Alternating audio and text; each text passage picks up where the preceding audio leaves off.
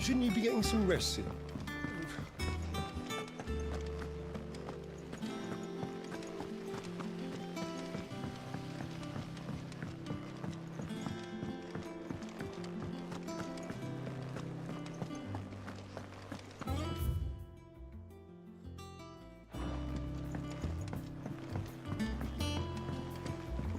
The little uns have been up to their old tricks again.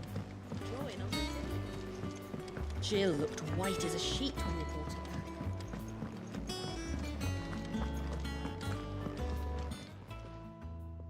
Was wondering where you'd got to. Mid's back from Canva. Have you seen her? Just now. She's planning to set up a workshop in the stores and ask me to buy her some materials. Here's the list.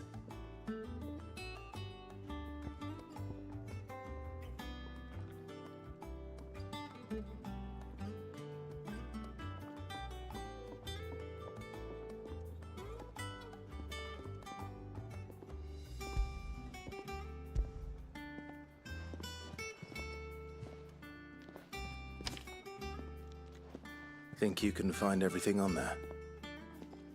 This lot. Wouldn't be much of a trader if I couldn't. Excellent. As for payment, It's paid 100 times over by what that girl's done for us. If it weren't for her filters, we'd have naught to drink but blight water, and that would have drained the life out of us long ago. indeed it would. I'll send the stuff on to Mid when it comes in. Thank you, Karen.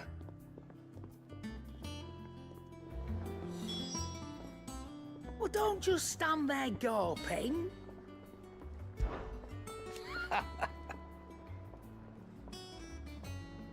Quite the opposite. Like father, like daughter.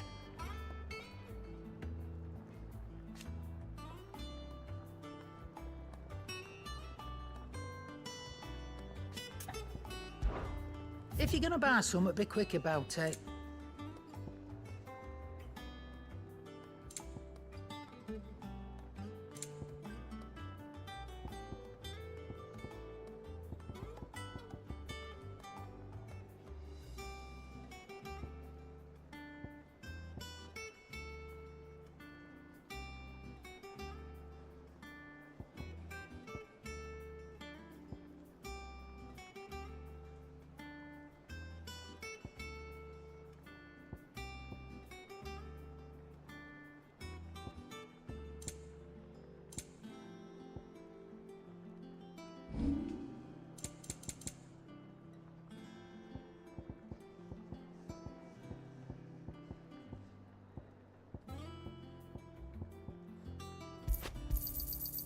I reckon I can find a buyer.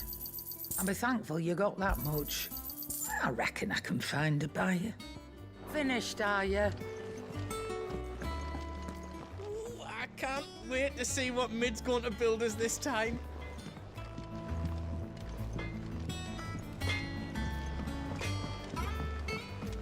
Are you lost, Mr. Seagull? Or should I call you Mr. Lake Gull?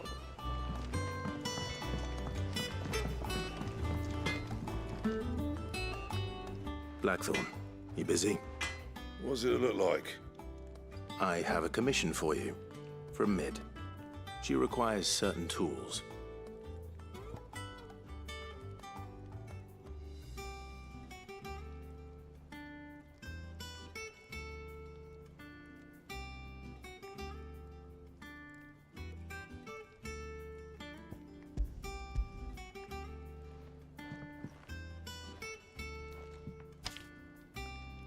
Do you think you can make them?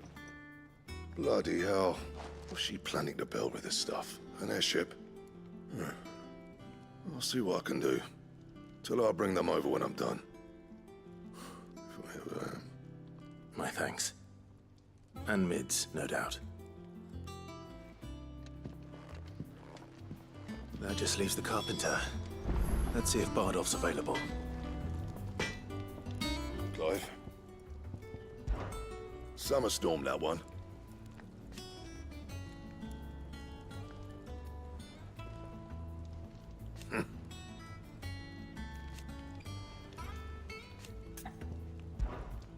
What do you want?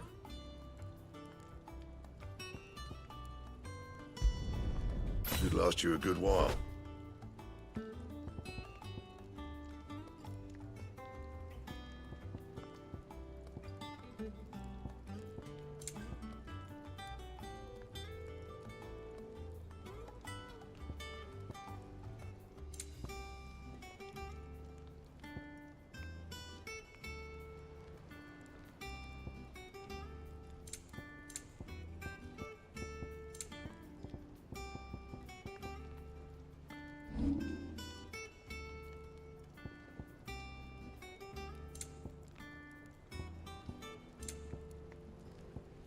And?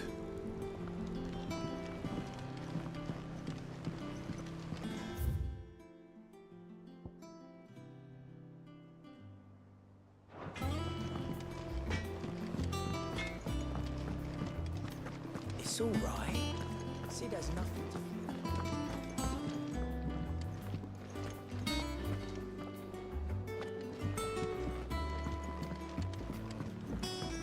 Jill looked white as a sheet when we brought her.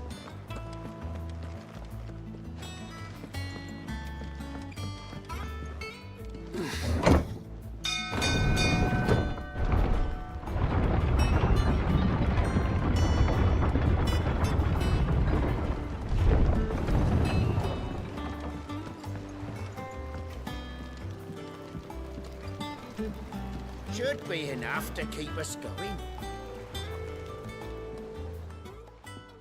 How do, Master Sid?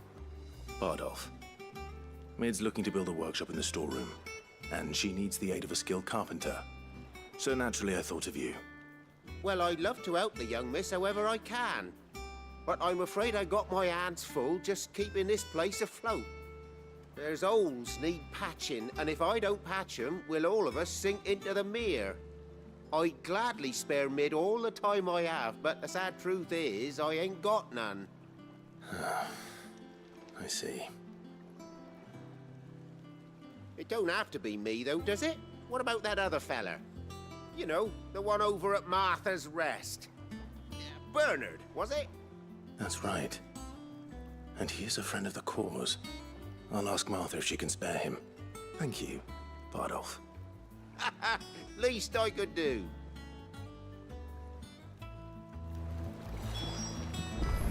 Do with a good oiling, this kid.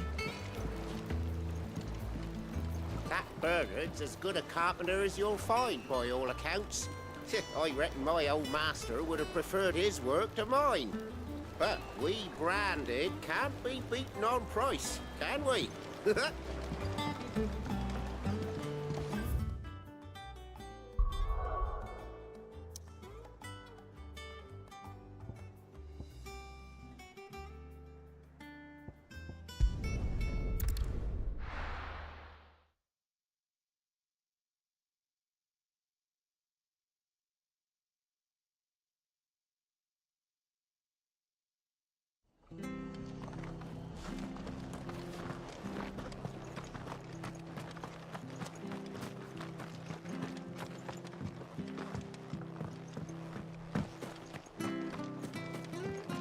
I love Martha like a sister.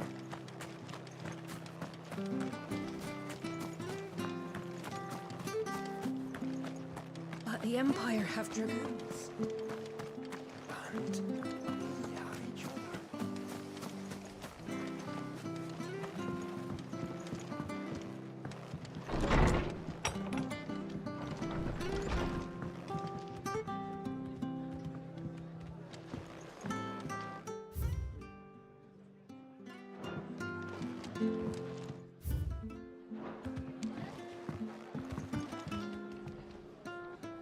Ah, Clive, what brings you to the Rest? Our home finds itself in need of an extra carpenter. I wondered if I might be able to borrow Bernard for a short while. I don't mind if he don't. We're all friends here, aren't we? Thank you, Martha. Do you know where I might find him? He went up to Cressida on business. No idea what, mind. Place is a ruin. Far as I know, he's still there. I'll look for him there then.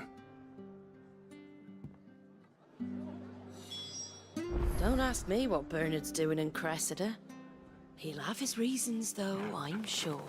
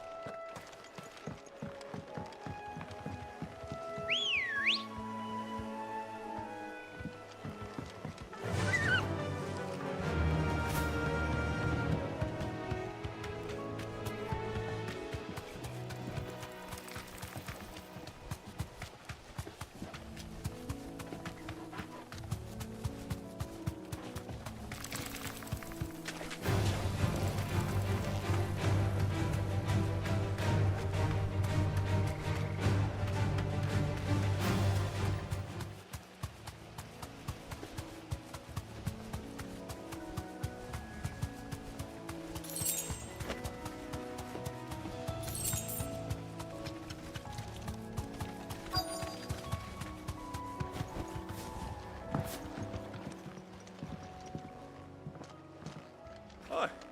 If it ain't the lad who saved my life. What brings you to a place like this? You do, Bernard. Martha said I might find you here. I have a proposition for you. Oh, do you now?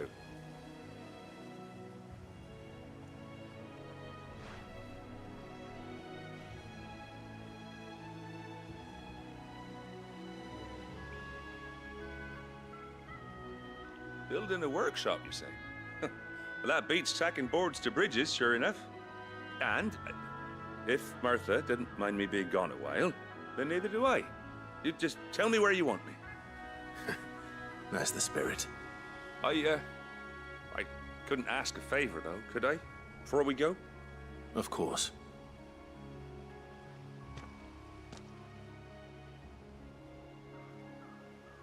Well, that there is Cressida, where I grew up. Ain't much left of it now, though. Except my parents' graves. But I came up here hoping to visit. I even patched up the bridge to get across. Only to find the place crawling with fiends. But you're a dab hand when it comes to dealing with beasts and bogles, ain't you? Any chance you could, It's the least I can do. Thank you kindly. And take care. I'd be much obliged if you could rid the old place of nasties. And so would my ma and pa, I'm sure.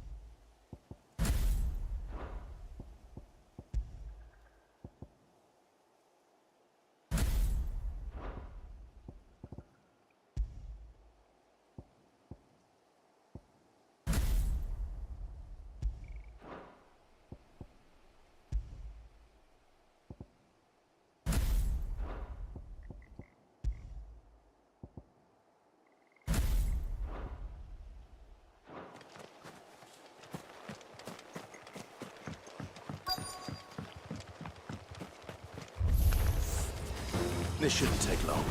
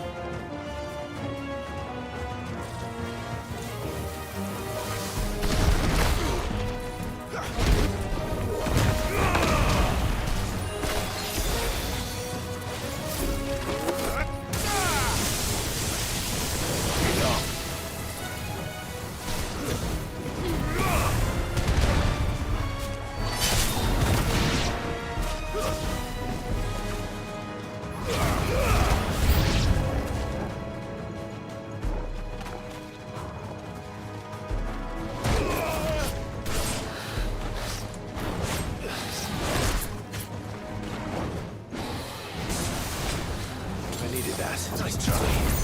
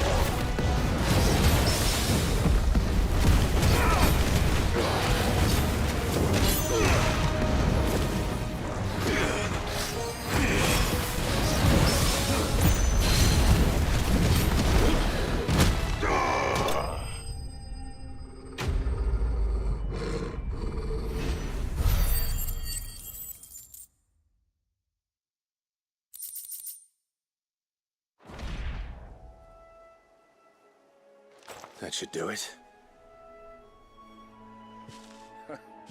You made short work of that lot. Thank you, son. Now my folks can rest in peace once more. How long is it since the village was abandoned? Oh, people started packing their things after the duchy fell. Between the Blight and the Imperials, you just couldn't make ends meet. Must be nigh on a decade since the last wagon left. Though it may as well have been a century, looking at the place. This isn't the Cressida I remember. I'm sorry.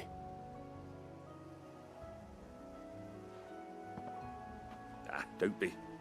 Can't live in the past, no matter how nice it might have been. Soon as I'm done saying a prayer for those that raised me, it's onto your hideaway. I'll meet you there.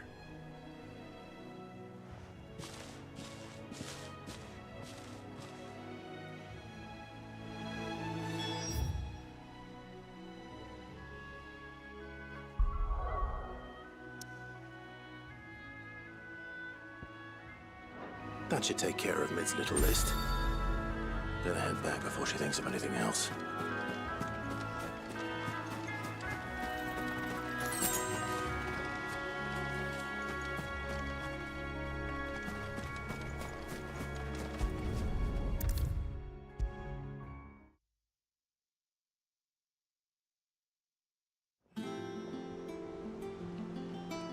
All right, Clive? You've all done then? I am. I've placed your various orders, and a carpenter by the name of Bernard is on his way from Martha's Rest. That's brilliant. Thanks, Clive. Is there anything else you need? Nope. Blackthorn and Lady Karen have already sent over everything I asked for, and I've got all my plans drawn up. So as soon as Bernard gets here, we can get to work. I can't wait.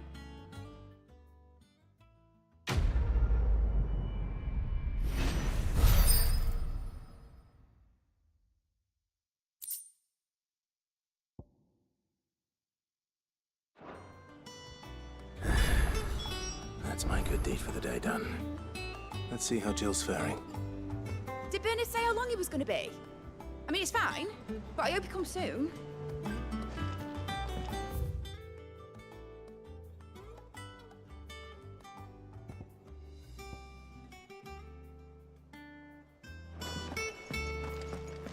Shouldn't you be getting some rest? Blackthorn may be the manliest of men, but he does lack a certain tenderness.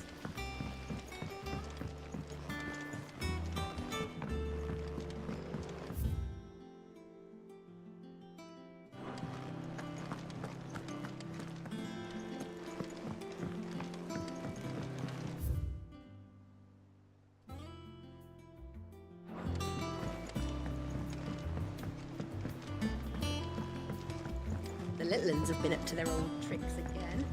Drawing. Do you have a moment, Sid? A team of curse breakers has gone missing near Northreach. Which team? Coles. They were sent to liberate a carriage of bearers before they could be smuggled to market. They were moving in for their assault when the carriage was attacked by goblins. A curse breaker managed to release a Stolas amid the confusion, but... this was days ago. They should be back by now, but I've heard nothing from any of them. I can't help but worry that... They know the work is dangerous. But I'm sure they're fine. But what if I've got them all killed? Before they go out, I always remind them why we're doing this, what they escaped, and what we're freeing people from. But I never really thought how my words might affect them. What risks they might take because of the things I've said. I'll go and find them. We'll both rest easier knowing they're safe. Thank you, Sid. And I'm sorry to trouble you with this. The plan was to intercept the slaver somewhere in the Dragon's Eyrie. I can't tell you much more than that, I'm afraid. That should be enough to go on. If they were there, Torgal will track them down.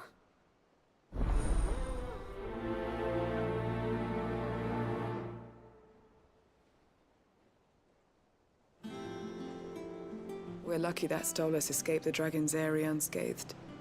Without it, we would never even have known that Cole's team had been attacked.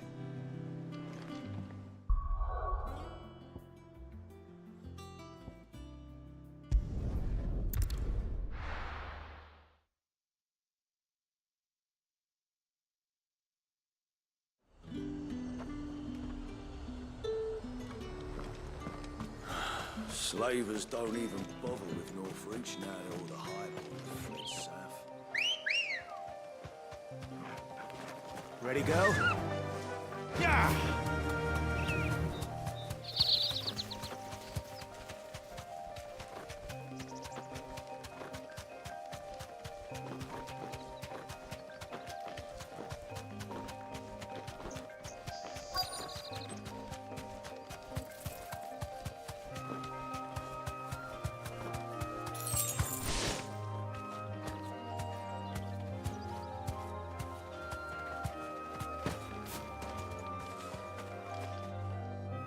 Cole, I'm glad you're in one piece. Just about. Sid, if you don't mind me asking, what are you doing here? Doris sent me to find you. She hasn't heard anything since the attack. She's been worried about you. I sent a runner to the Dame in Northreach. The hideaway should have learned of our survival yesterday. Well, I'm here now. And it looks like you freed the bearers. Only some. The rest locked themselves in the slaver's carriage rather than fleeing when they had the chance. I want to help them, Sid. But we're barely in any state to protect those few we did save. You made the right decision. Now where's the carriage? The goblins may still be out there. You have duties to attend to here. See to the injured. I'll handle the rest. All right. Just follow the path to the south. You'll come across the carriage soon enough. And please, hurry. If the beastmen get to those bearers, the poor souls will be eaten alive. I won't let that happen. Thank you. And Sid, it's good to see you. Don't thank me just yet. When the goblins drove off the slaver's guard, I thought they might be doing us a favor. Damn fool.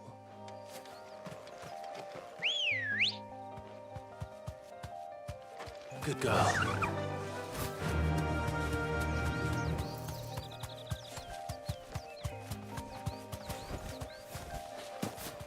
They're trying to get into the carriage.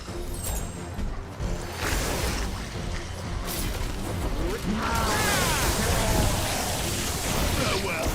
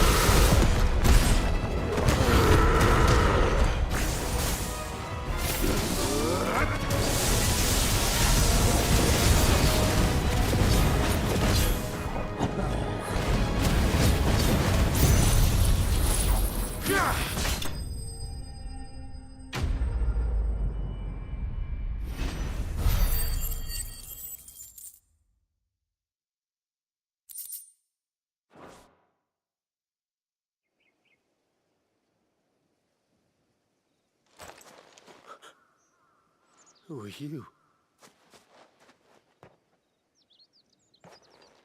A friend. Are there any more survivors? Why didn't you flee with the others?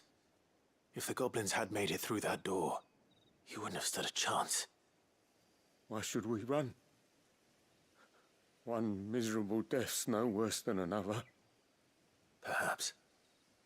But we're here to give you another choice. Freedom, safety, the life you've been denied. Come with us. Let us protect you. Sid, I couldn't just let you... You weren't too late then. Thank the gods. This man risked his life to save yours. To give you a second chance. Fine. Do with us what you will. What we'll do with you is take you to safety. After that, it's up to you. Your lives are your own now. You can leave the rest to us, Sid. We'll get everyone back to the hideaway. Thank you. I'll let Doris know we're expecting new arrivals.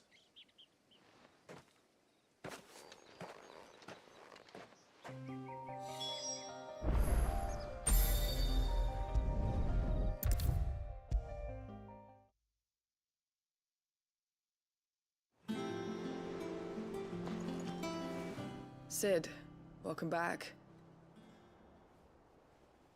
A Stolas from the Dame arrived not long after you left. If I'd just waited a little longer, I might have been able to deal with things myself. Or maybe I wouldn't.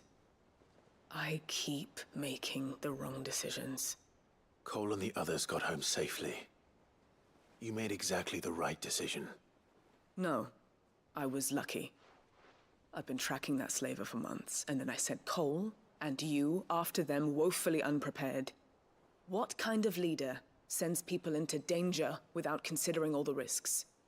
I should have urged greater caution, told Cole to be wary, to pull back at the first sign of trouble.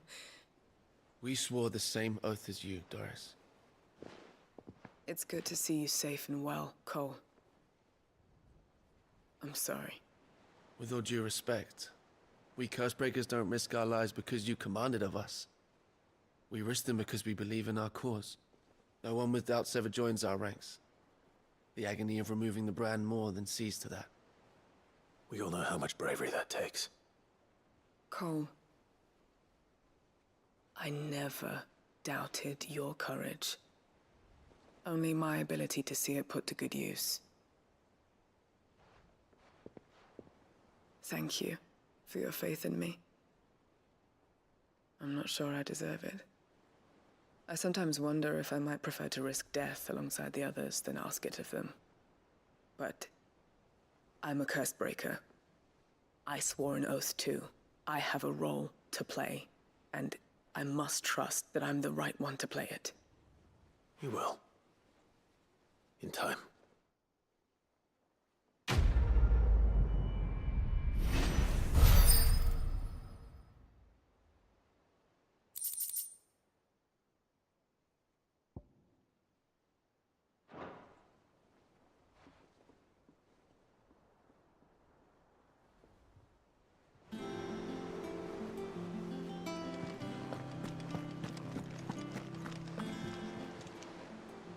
Oh, I wasn't expecting you back so...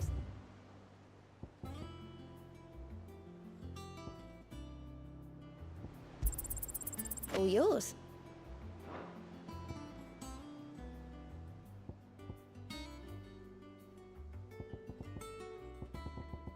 Best of luck out there, Sid.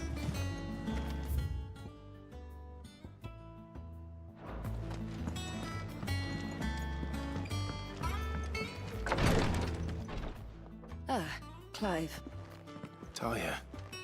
How's Jill? Recovering, but she still needs her rest.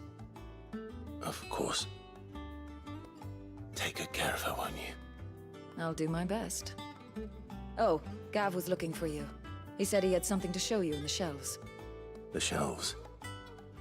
Oh, that's right. He went to ask Harpocrates about Torgor. He must have found something. Don't keep Gav waiting. He seemed excited.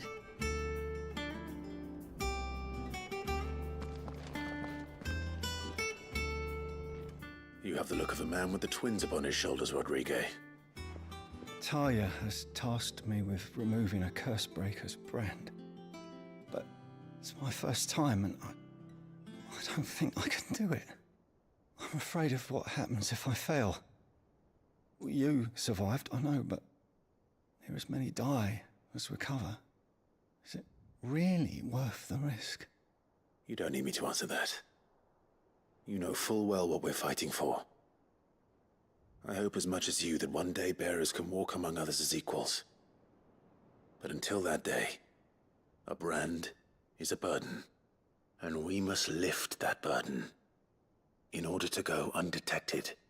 The operation may be dangerous, but it's also essential, and we undergo it willingly. I know. I still wish there was some other way. But griping about my lot helps no one, I suppose. Don't worry. I'll do what must be done. I know you will. Unfortunately, the first thing that needs doing is the preparation of a draft to dull the pain. Something I can't do with the infirmary's ammonia supply so low.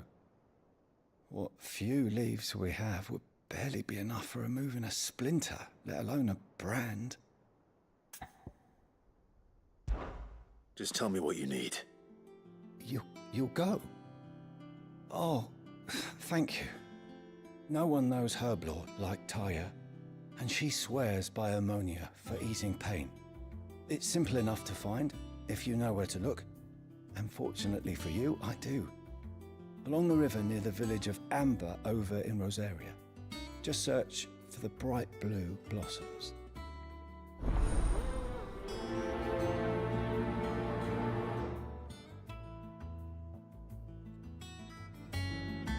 If we could get ammonia to grow here in the hideaway, we wouldn't have to risk our lives to gather it.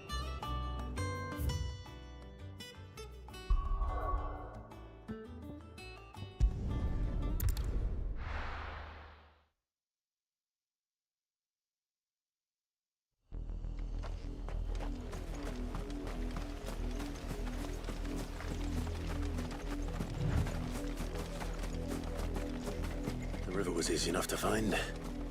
Now for those herbs.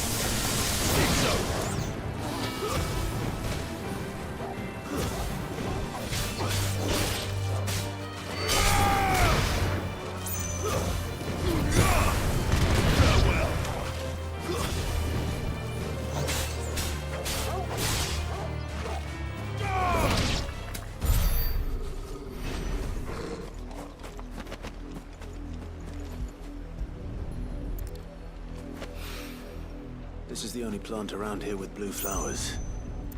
I hope it's the right one.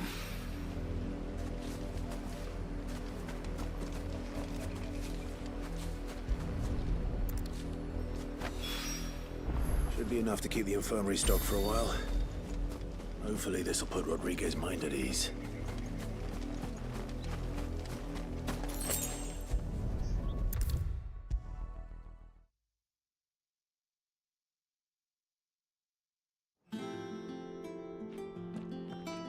I hope you didn't have too much trouble finding the ammonia.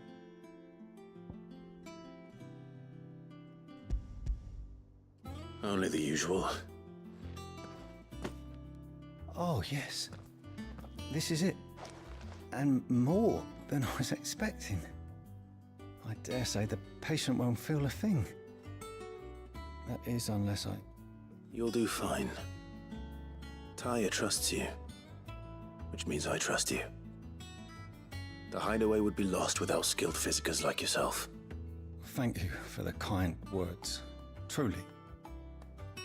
But I'm sorry. I'm still terrified. The brand is more than just ink on flesh. It's a death sentence. Milk of the wyvern tail lurking just below the surface of the skin. One ill-conceived incision, a single slip, and the poison fouls the patient's blood. Failure means death, and even success means tremendous pain. Days of agony as the wound heals. I became a physiker to help people, not to kill them. I don't want to kill anyone. Cursebreakers lead hard lives, and the operation is only the beginning. They toil in the shadows, risking life and limb, knowing their efforts will win them neither glory nor acclaim. And yet we have no shortage of volunteers. The day I decided that I would take Sid's name was the same day Taya took my brand. I remember. It wasn't long after we came here. What little medicine Taya managed to salvage from the wreckage of the old place had been used up treating the wounded. She begged that your operation be delayed until a new supply of antalgics was found. Procedure was even more dangerous back then. Only a few souls had undertaken it. Doris, Cole, a handful of other cursebreakers, and those who are no longer with us. Those who lost their lives in the process. It wasn't something to be done lightly. No. But it was something I had to do, if I was to take Sid's name.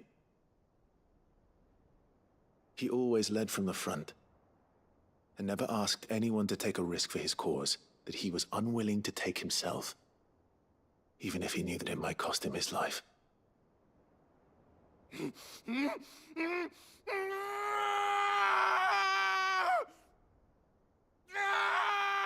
Hold still, Clive! Hold still!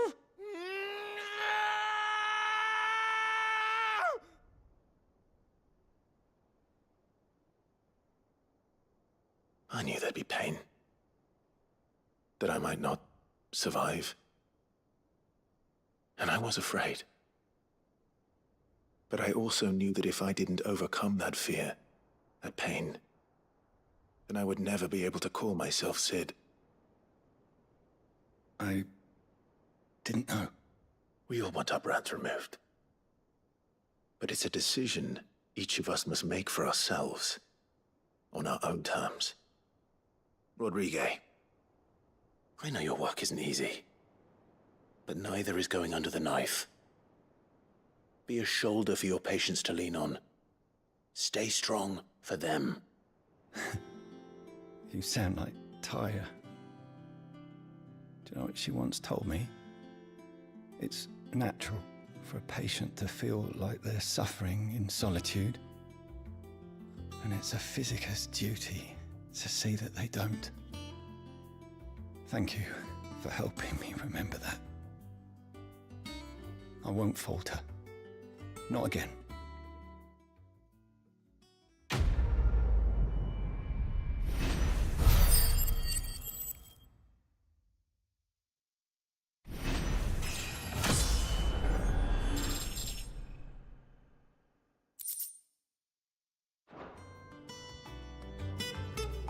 I'm sorry I let my fear get the better of me. I'm ready to be stronger. For the hideaway. For all of us.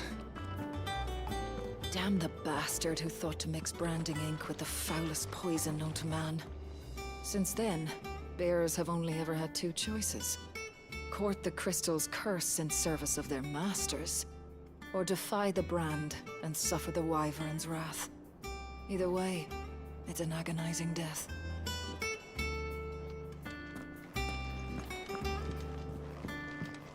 I'm feeling a lot better, thanks to Taya's remedies. But she insists I rest.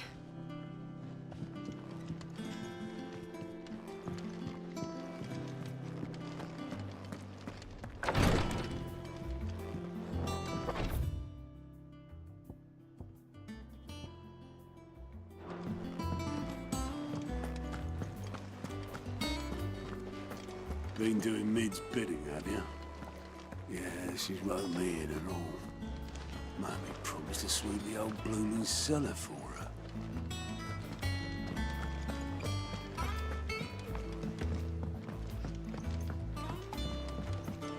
The little uns have been up to their old tricks again. Jill looked white as a sheet when we brought her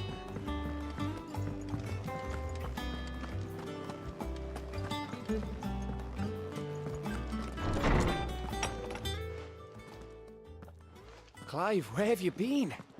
I've been wanting to ask you something about Torgal. Where did you get him, like, in the first place? My father brought him back from one of his expeditions into the Northern Territories. They were crossing a snowfield when they heard his cries, and, seeing no sign of his pack, they took him in. What do you reckon, Torms? It certainly adds weight to the theory. Clive, I believe that Torgal may be no mere hound, but a rare frostwolf, an animal native to the far northern reaches of Valisthea. In one of our oldest bestiaries, I found reference to a frostwolf who served as guardian to an ancient queen of the north. Such was his mastery over ether, he could cast magics on command. His name was Fenrir. Fenrir the Frostwolf. Fenrir. From FF14. The annals do not state it explicitly, but I have reason to believe this queen was a dominant of Shiva, a girl from the Northern Territories and her faithful hound. One awakens as the dominant of Shiva, and the other? You're saying that Jill granted Torgal his powers? What? Just like Fenrir. People called him my hound, but Torgal and Jill were inseparable. He grew up as a faithful companion to the dominant of Shiva, and years later, his powers awakened, just when his master needed him the most. You're right. If it weren't for Torgal blasting those bastards to Kingdom Come, Jill would have been for it. Quite. Though Torgal's power is his own, his latent birthright as a Frostwolf, it had only to be unlocked. Oh, get you, Torgal! You're an even finer hound than we thought. And regarding your original concern, you need not fear for Torgal's health. Why, the beast has the appetite of a behemoth. Just this very morn, I found him with his nose buried in my nuts. There you are! I've been looking everywhere for you. Bernard's here. I need you to introduce us so we can get to work. I shall be a moment.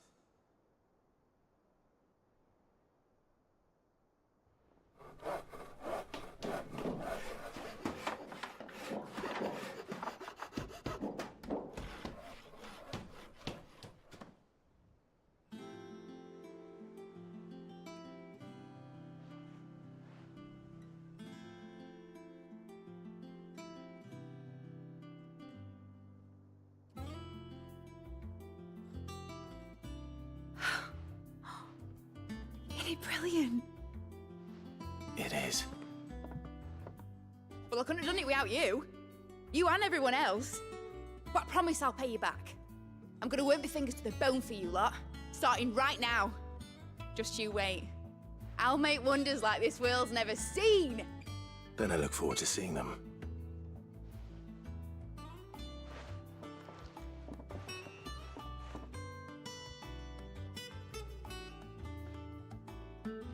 Now that that's settled, I wonder if Vivian's made any progress tracking down Kupka. Thanks for letting me do this, Clive. I'll pay you back, I promise. Thanks for before, son. That was a good deed you did me. Only right I do you one in return. Though I did wonder if I'd bit off more than I could chew when Mid showed me her plans for the place.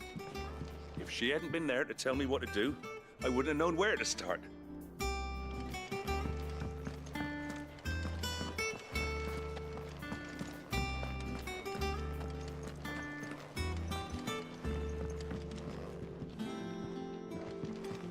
We have everything we need to begin work in earnest. And work in earnest we shall! I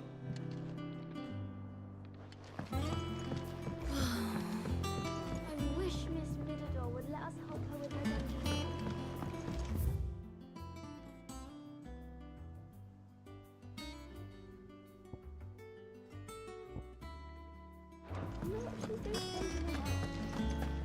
I think I'll wait till Mid's away to take a tour of her dungeon. Blackthorn may be the manliest of men, but he does lack a certain...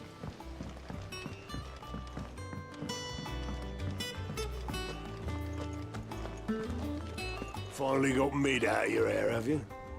Enjoy the quiet. Doubt it'll last long.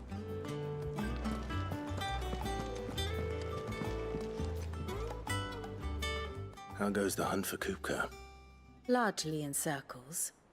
We have myriad sightings of strange soldiers in unexpected places, but nothing definitive as yet.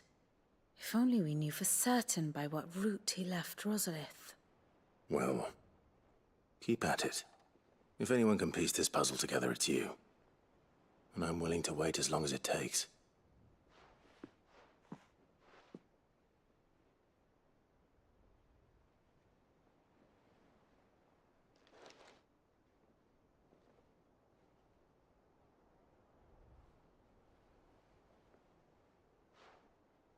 What? Here? Would that be a problem?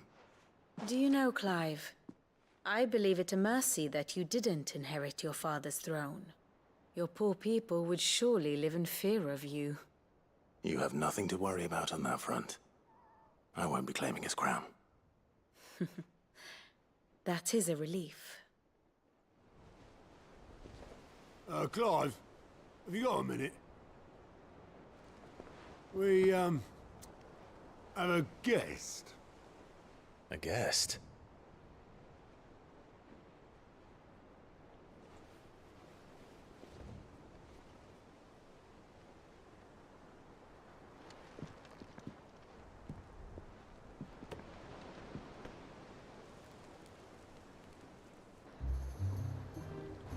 For your trouble. It was a pleasure, in hindsight. Uncle Byron? Clive, my boy! Tap a cask and stoke the ovens for your favorite uncle is here! Wait, how does he know?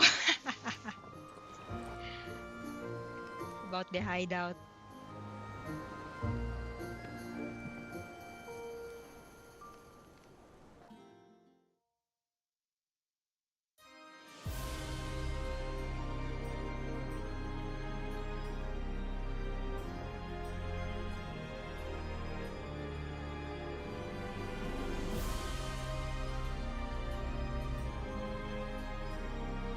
The Dalmekian government sues for peace.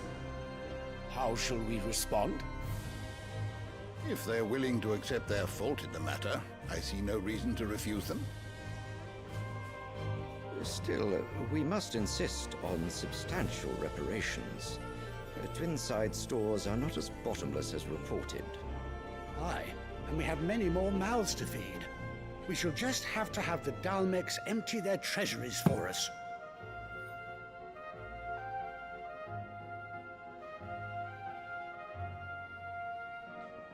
Of course, none of this would have been possible without your timely intervention, Prince Olivier. Indeed, I doubt any of us would have had the courage to trade words with the mighty Titan, nor less the wit to win him over. The Empire owes you a great debt. May the blessing of the crystals go with you, Your Highness. May the blessing of the crystals go with you. Very good.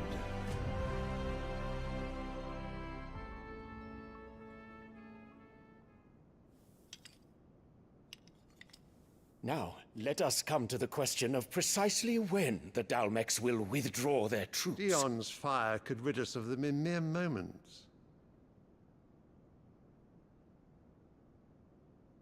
The men of the Fist will not withdraw until a peace treaty is concluded.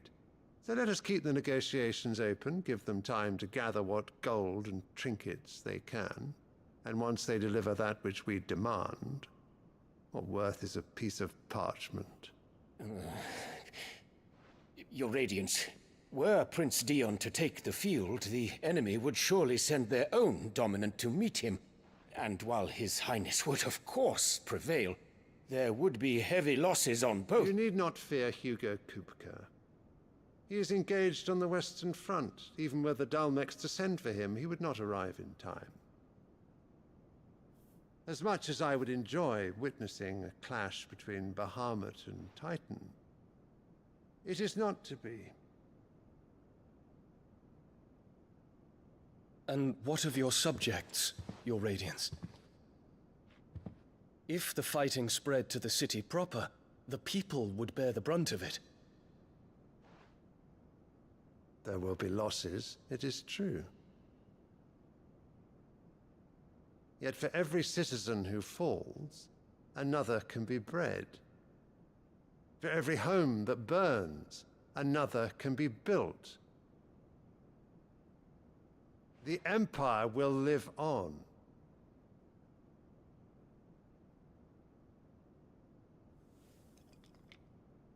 Dion? Yes, sire.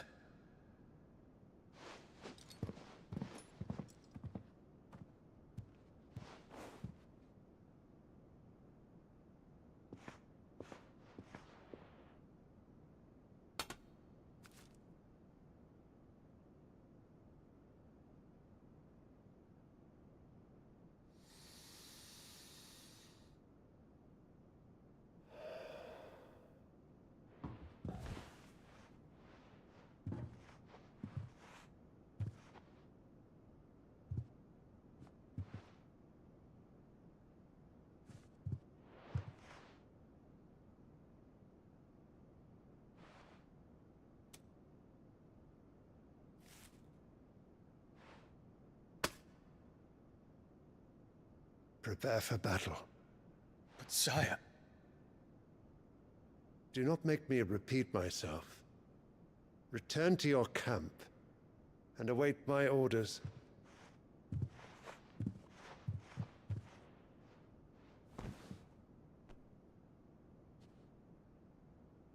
If that is your wish, Your Radiance, I shall depart at once.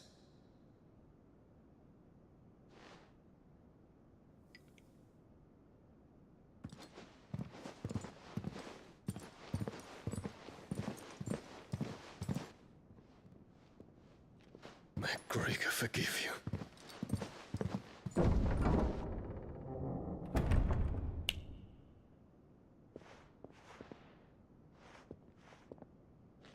What do the astrologers augur? The stars are in agreement, Your Radiance. The shadow of treachery hangs over Prince Dion.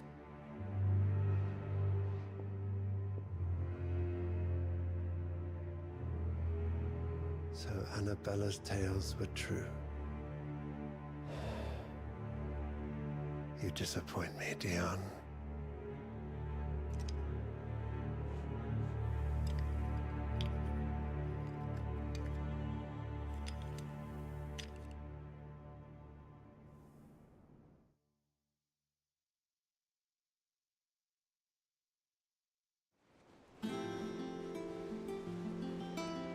What on earth is Uncle Byron doing here? Only one way to find out.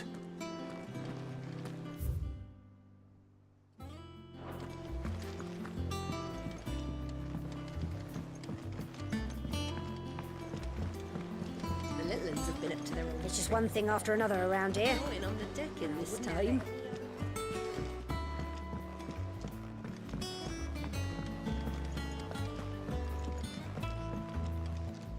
Ah, my favorite pupil. Allow me to educate you.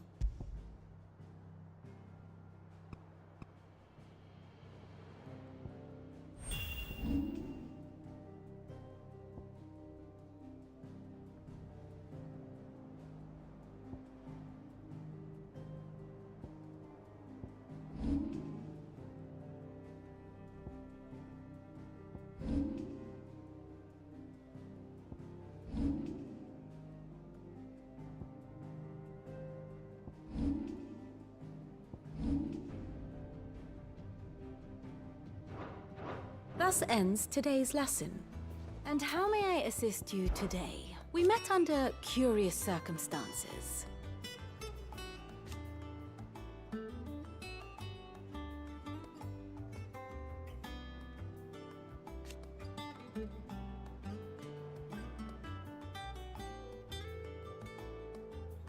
Naturally.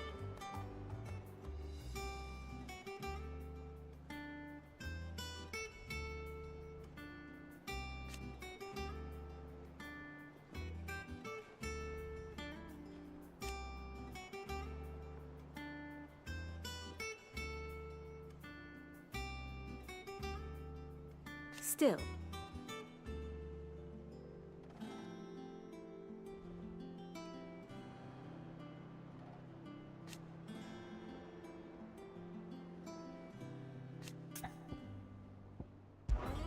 Shouldn't you be attending to your guest?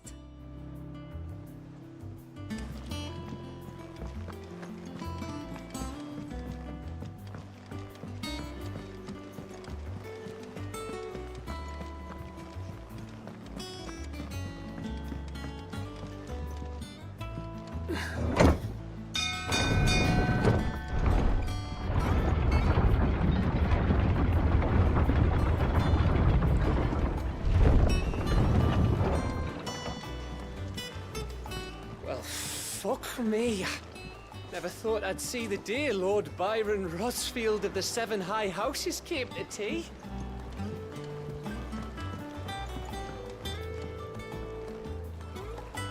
Ah, my dear nephew. How I've missed you. How did you find this place, Uncle? Through the good offices of young Sir Wade. He really is the most helpful fellow.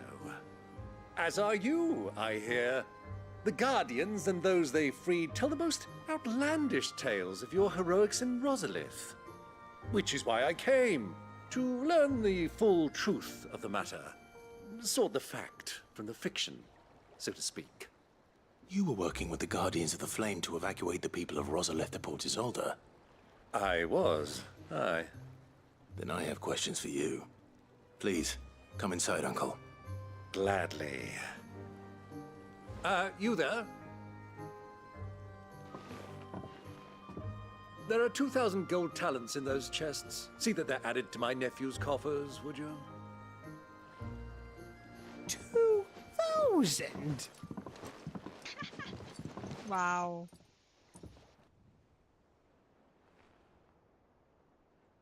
And I'm afraid that is all I know. A fleet sailing south past Port Isolde. Most intriguing. Forgive me for not being able to tell you more. I hadn't the faintest idea Kupka withdrew wounded from Rosalith. Still less that my own nephew dealt the decisive blow. What do you think, Vivian? I think, with this news of the Dhalmekian fleet and recent reports of the Royalists' movements, that the final piece of the puzzle has fallen into place. Come here and I'll show you.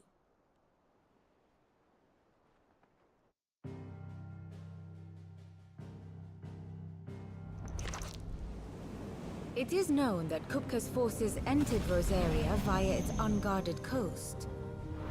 So can the same be said of your visitors from Waloed? Certainly, her Royal Navy is famed for the efficiency with which it bears her knights from one battlefield to the next. And in the Einherjar, or Black Galleon, she boasts a vessel nigh as swift and every bit as feared as the kingdom's legendary cavalry. A fitting flagship for a land apart, her naval presence being crucial to her ambitions beyond Ash. Yes, it seems safe to assume that the Royalists did indeed enter Rosaria from the sea. So then, had you a vested interest in Titan's survival, whither would you take him? Why, home to Drake's Fang, a place rich enough in ether to conjure the magics needed to mend his hurts. But would that not entail an arduous voyage around the southern cape? Let us say that the Royalists did put ashore with a mind to spirit Kupka away from under your very nose. Could that truly have been their plan for him? To load him aboard one of the ships flying Republican colors sighted off the coast near Port Isolde? To spend weeks at sea, being tossed hither and yon by unforgiving waves, his life hanging in the balance? No. The journey would mean Titan's death, and Kupka's faithful creatures would not allow it. So what then was the plan of our Waluda friends? Reports suggest they made not for the coast, but for the desert. And by cutting through the Velcroy, a party traveling light would have Titan back in his bed days before a galley could lurch into port. To wit, it was the Royalists, not the Republicans, who effected Hugo Kupka's safe retreat. I would stake your life on it.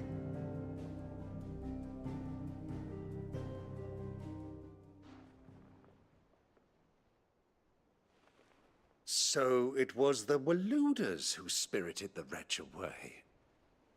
Now I think about it, there was something a little strange about the ships I saw.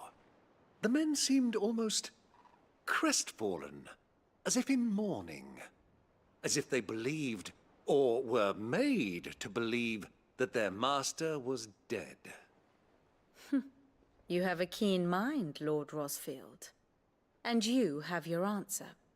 To find Kupka, you have merely to follow the Royalist trail across the Velcroy. It may well have gone cold by now, but as they say in the Republic, all roads lead to Drake's Fang. Allow me to accompany you part of the way. As luck would have it, I had intended to journey Canberward on business after visiting you here. The Fang would be but a short detour. I'd be glad of the company. Give me a moment to make ready. I need to tell my friends what we've learned, and where we're going. Very well, but be quick about it, my boy. Time waits for no man.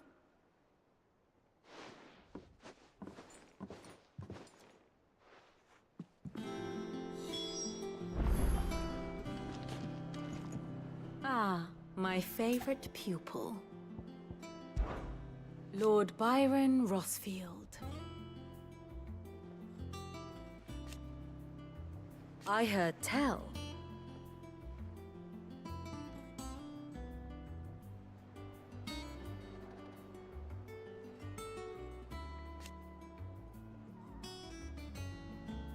Why?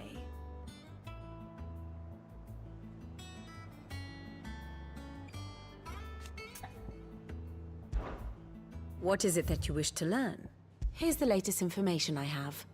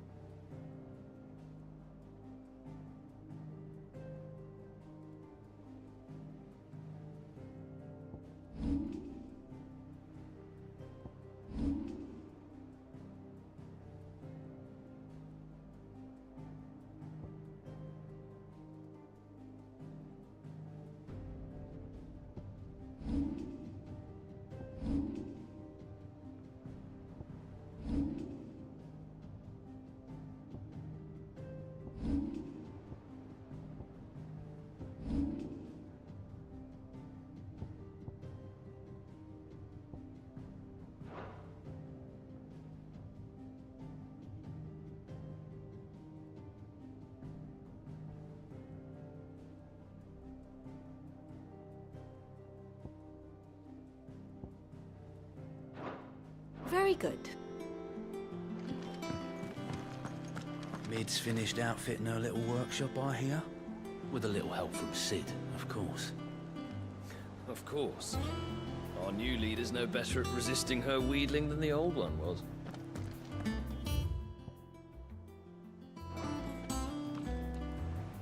Otto, Kupka's at Drake's Fang.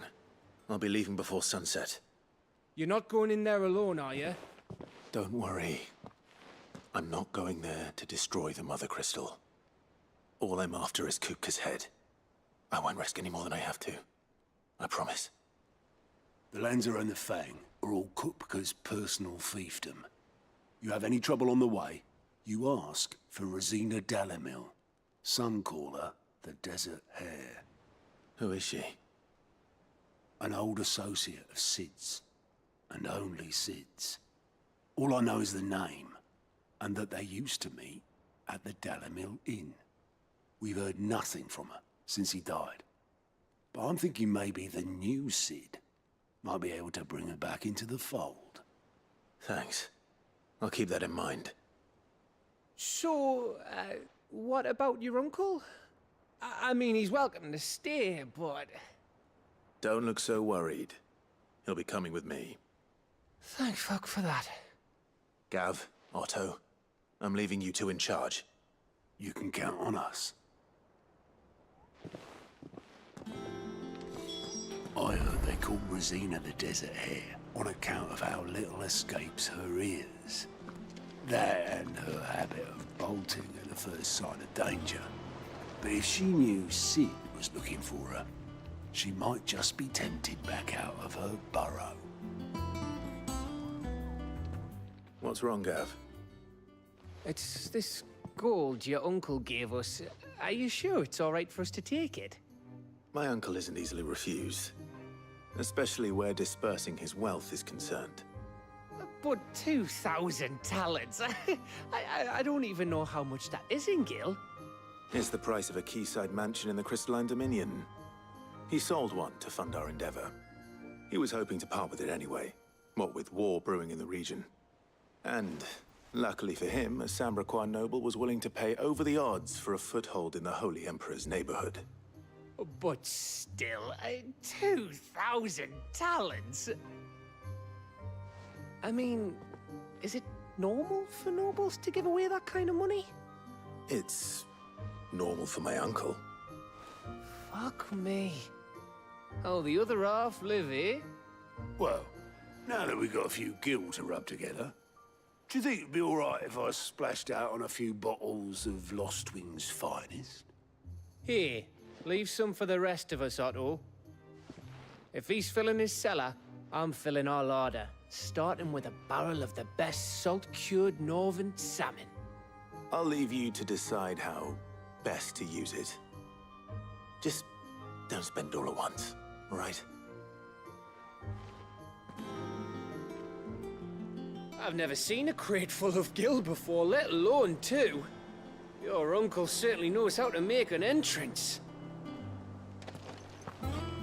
May the winds of fortune be forever at your back, Sid. Don't be that. The last thing you need when you're crossing the desert is for the wind to pick up.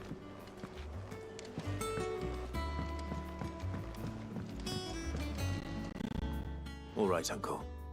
I'm ready to depart. Shall we? We shall. Come, let us away to adventure.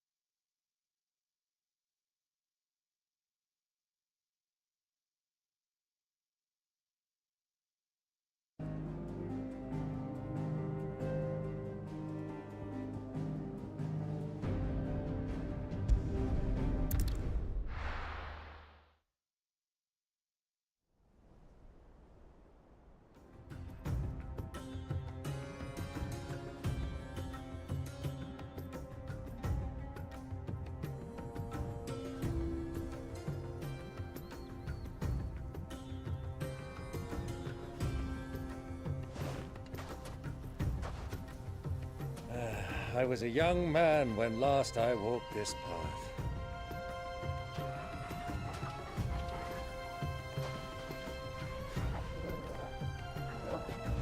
There's an old trading post not far from here.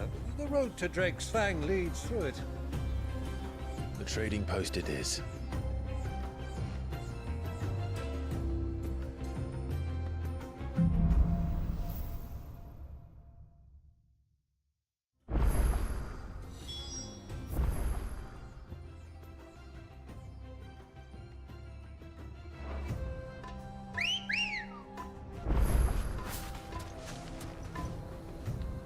Ready, go? Run like the wind. Our destination lies over that dune, beyond the ruins. Mark 'em well, Clive. It's all too easy to lose one's bearings in the sands. Many years ago, when you were just a boy, you and I rode this way together, accompanying your father on a scouting expedition to Drake's Fang. He let me come with you.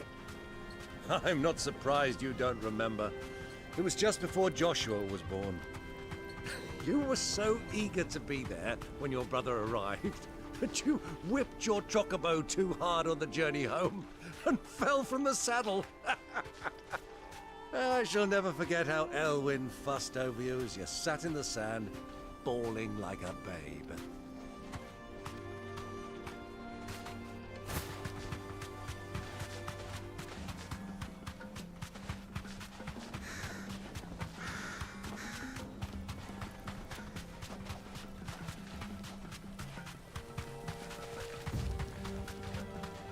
Who do you think those soldiers were in the end?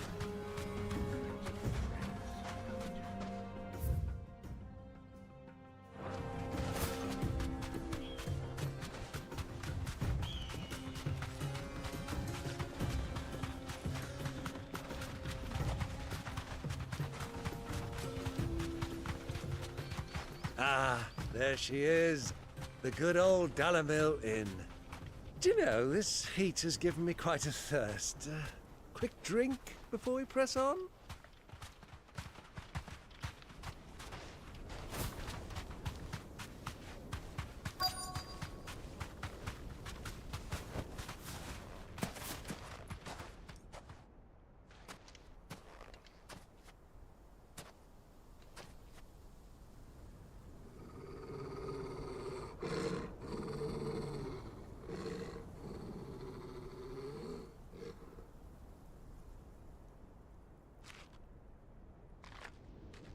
Look, there. Those are Ashen steeds. No doubt about it. And such a long ride from Stonehere. Our Waluda friends must be soothing their saddle sores in the inn. Shall we join them?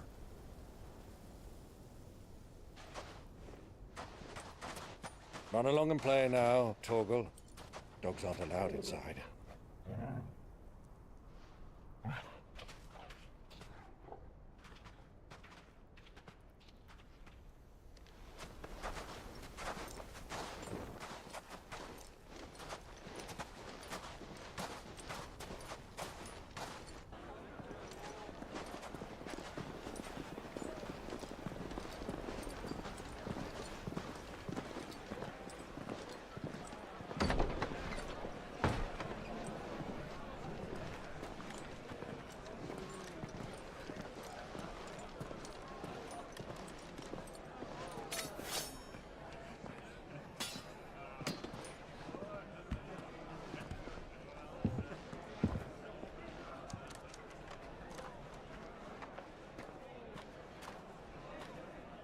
Good day to you. Eating?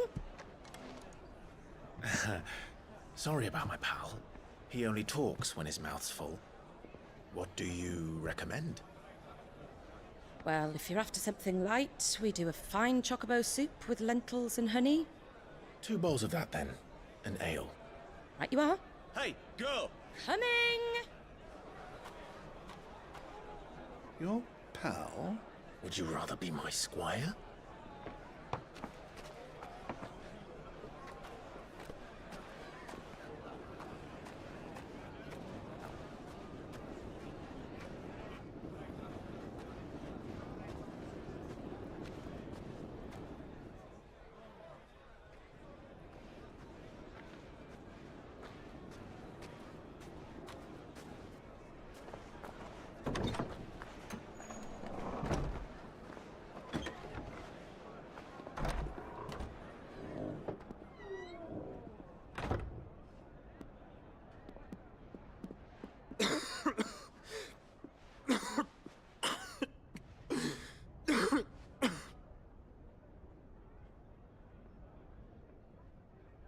Your Grace, it is plain you are not yet well enough to travel.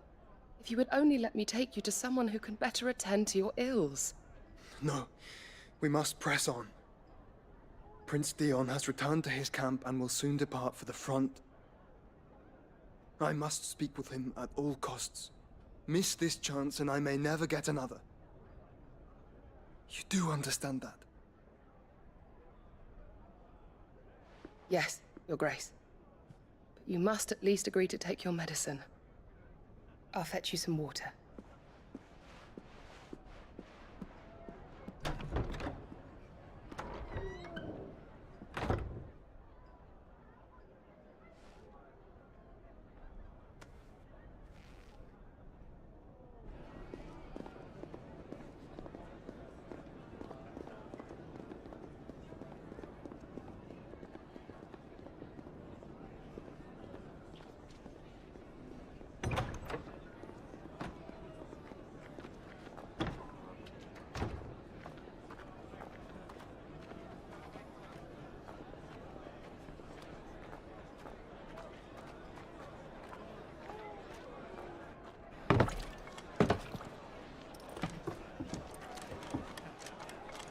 Keep watch, they tell us.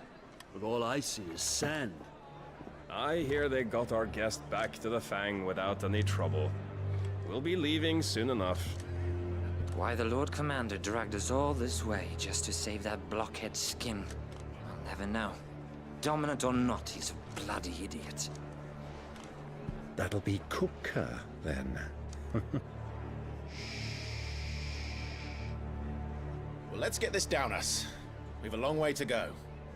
Hey, you!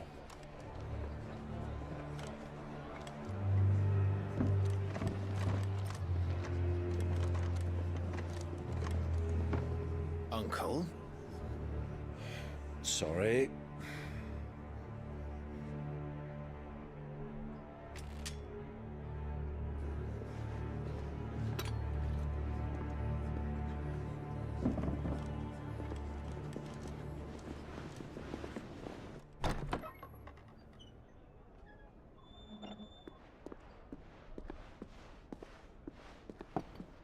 Can you walk, Your Grace? What's wrong? I fear trouble may be brewing downstairs.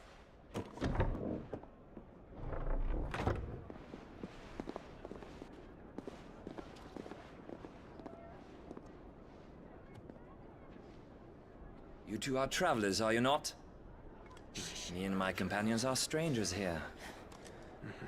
Perhaps you'd be good enough to accompany us a while. Help us find our way. Sorry, lads, but we've got business in camera that can't wait. Ah, I'm sure you could spare us an hour or two. Come on. Friend.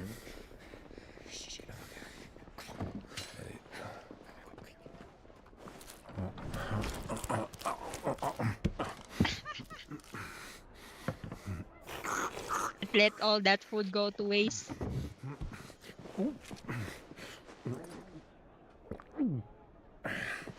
I'm afraid we don't have a moment to lose. Stay back, Uncle. Gladly.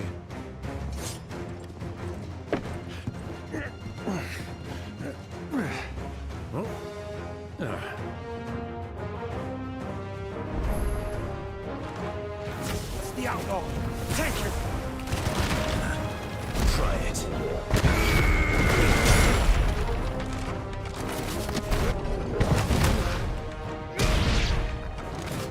Bravo, my boy! Just like that!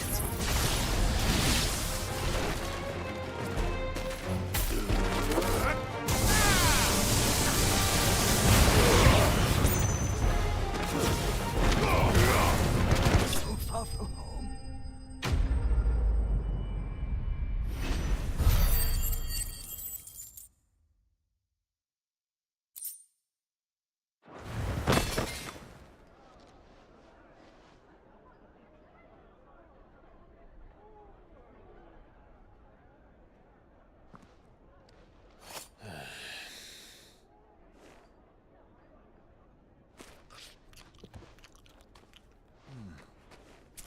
for your trouble.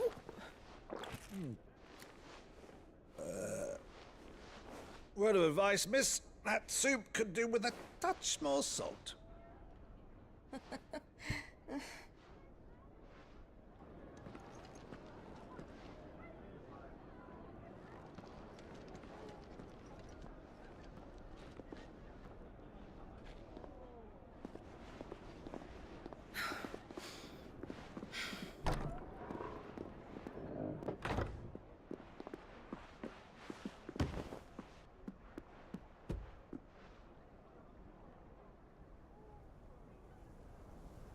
Now's our chance.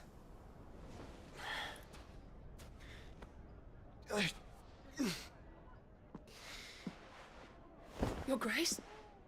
I'm fine.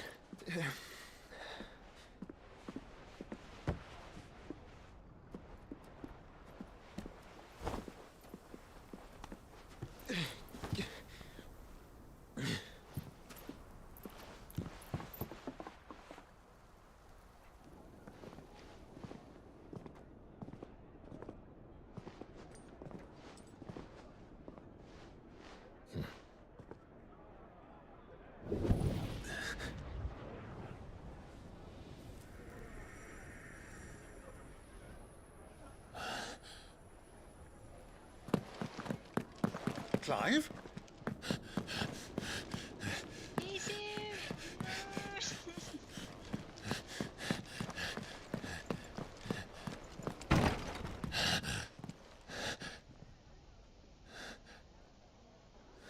Sad.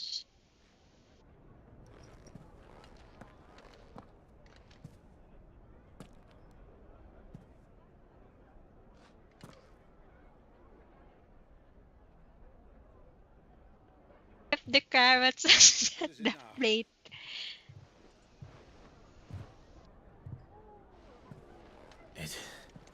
It's nothing.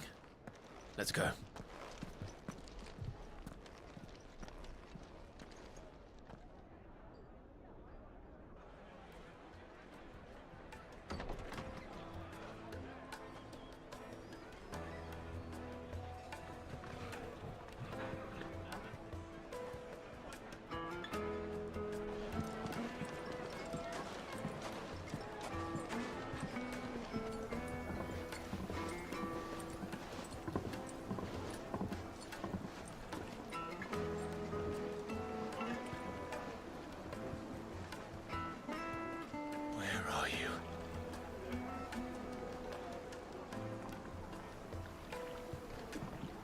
Well, we didn't know where to find Kupka before.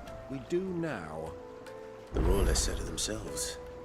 Their guest is in the Fang. We should press on before any more of their friends turn up.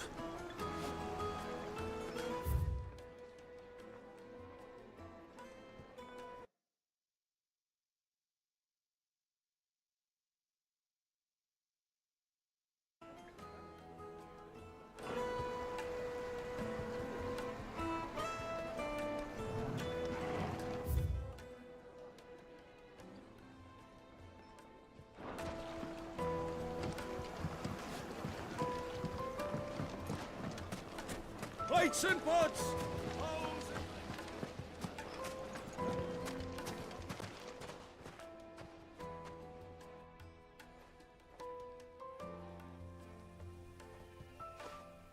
Ah, they've closed the road. And it's the only way from here to the Fang. It would seem Lord Kupka is not accepting visitors at present. We have to get through that gate. Not by force, I trust. We've attracted quite enough unwanted attention already. By guile, then. Perhaps the Desert Hare can offer us her aid. Rosina Dalamil, woman of mystery. But how will we find her? We know naught of her but her name. And that she was working with Sid. Sid's other collaborators have all been people of means, the wealthiest and most successful members of their communities. I'll wager this Rosina Dalamil is the same. That would certainly help to narrow the search. We need only inquire as to who is in charge of the town. And that's exactly what I mean to do.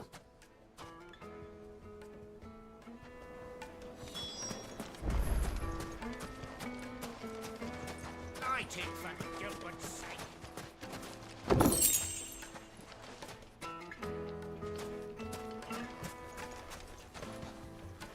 Anything I can help you with, travelers? Allow me. My good man, we represent one of the oldest and greatest trading houses of Port Isolde. We're seeking to expand our business in the region and would very much like to make the acquaintance of Dalamil's leading entrepreneurs. If only we knew where to find them. Well, we're best known for our baths, our markets, and our smithies. I suppose you could do worse than start your search at one of those. Thank you. You've been most helpful. Oh, you wouldn't happen to know a lady by the name of Rosina Dalamil, would you? No, I can't say I do. Well, thank you all the same.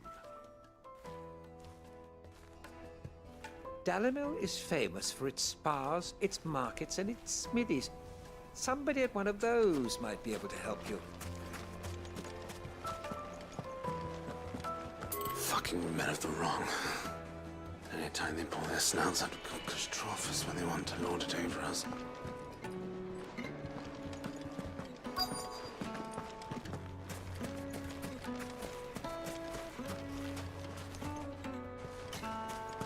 It's all the fault of this blasted war. The moment they find out you're from the Empire, they flat out refuse to do business with you. 1,000 gil for a measly bunch of Gazal greens. What do you want? Can't you see I'm busy? I won't keep you long. I'm looking for someone. A woman by the name of Rosina Dalamil. Do you know her? Never heard of her. Is that all? One more question. If I wanted to find the richest trader in town, where would you recommend that I look? Oh, that's easy. The Briar's Kiss. Won't find a finer smithy this side of the strait. The owner's only a young sprig, but he's got all the right ideas. The Briar's Kiss, you say? Thank you.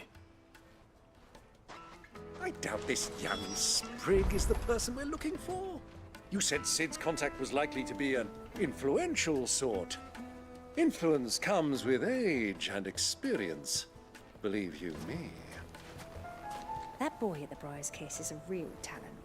People flock from miles around to buy his steel. And it isn't cheap either.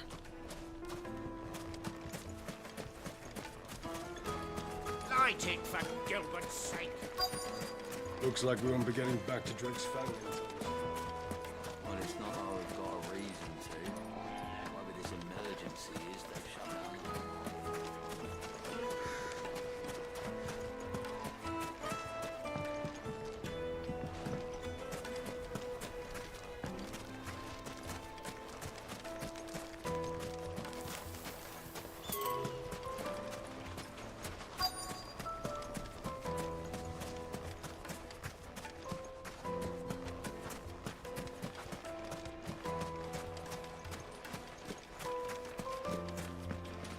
Anything I can interest you in?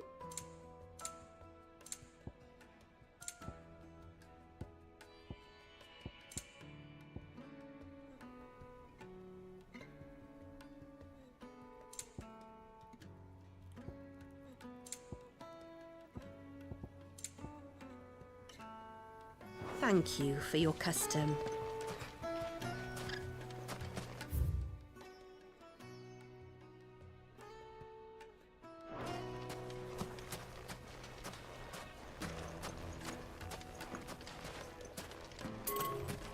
The gate is closed by order of Lord Cookker.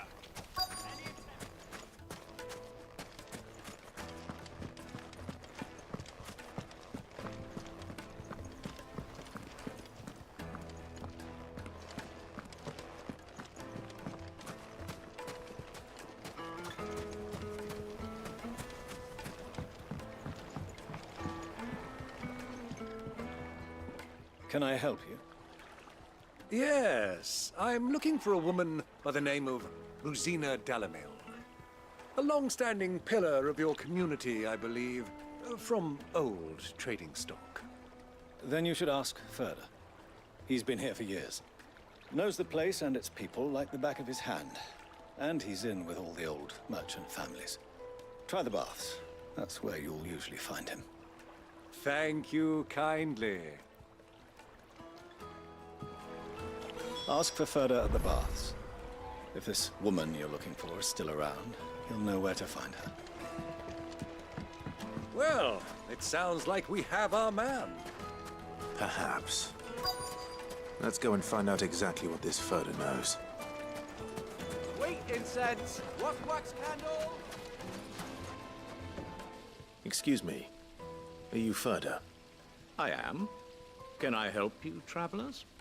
I hope so. You've lived here for some time, is that correct? Do you know Rosina Dalamil? We believe she may be a trader of some renown. And what business do you have with the desert hare? She was a close friend of mine. I was hoping she might be able to help me. Very well. Go to the bordello. I'll arrange an introduction. I know who you're looking for. Go to the bordello and wait there. Do you think we can trust him? Only as far as I think he trusts us.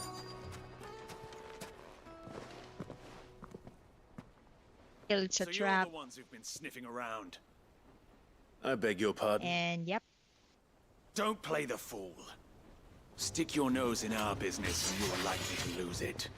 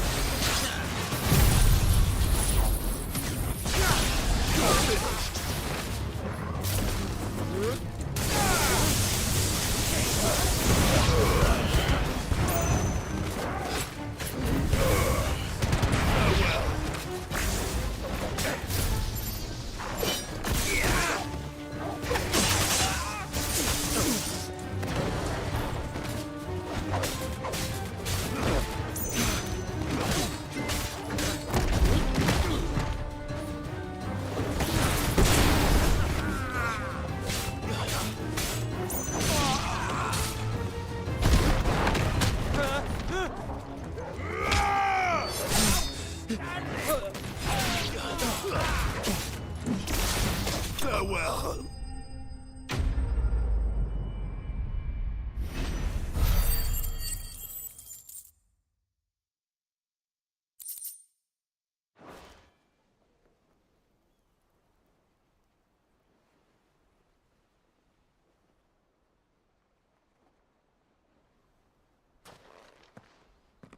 Who are you working for?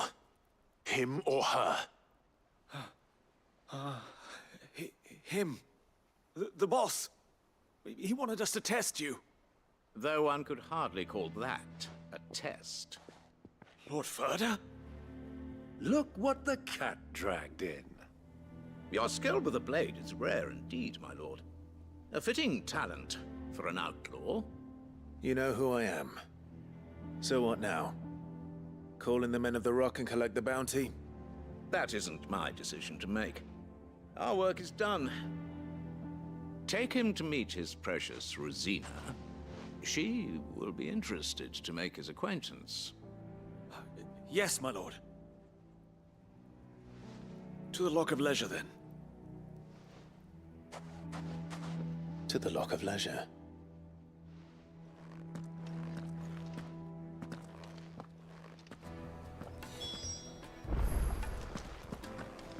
You have passed the test, Sid. Off you go now. Rosina Dalamil awaits. Made from the stoutest stoneware.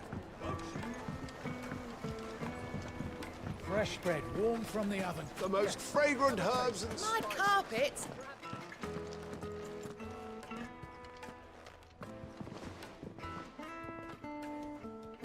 Is this the place? Lubo's Forge. The Briar's Kiss. Ah, so it was the young sprig after all. So much for Rosina Dalamil being a woman of experience. How wrong I was. It was an easy mistake to make, Uncle. After all, it must have been years since Sid last saw her. Sorry, him.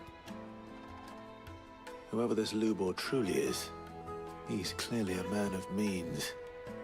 I'd say he deserves our respect. See that he gets it.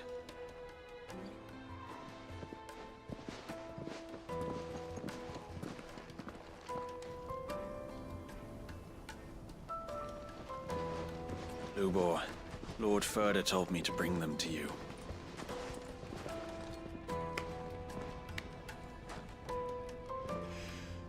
My boys tell me you're in need of assistance. Sid the Second? I won't waste your time. I need passage through the south gate.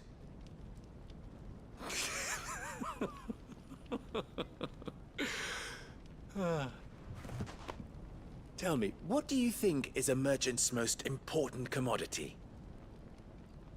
Why, trust. Everyone knows that. Without it, you have nothing. And nothing is exactly what you have. And so, for you, I, too, have nothing. I'm not in the business of helping every lost puppy that wanders in off the street. I'm a busy man, as you can see. Let's leave this mummer to his farce. By all means. Find someone else to help you on your way. Just be sure to tell them you're not the two travelers from the inn the guards are looking for. Don't want them jumping to conclusions, do we? Why, you... So, what do we need to do to earn your trust?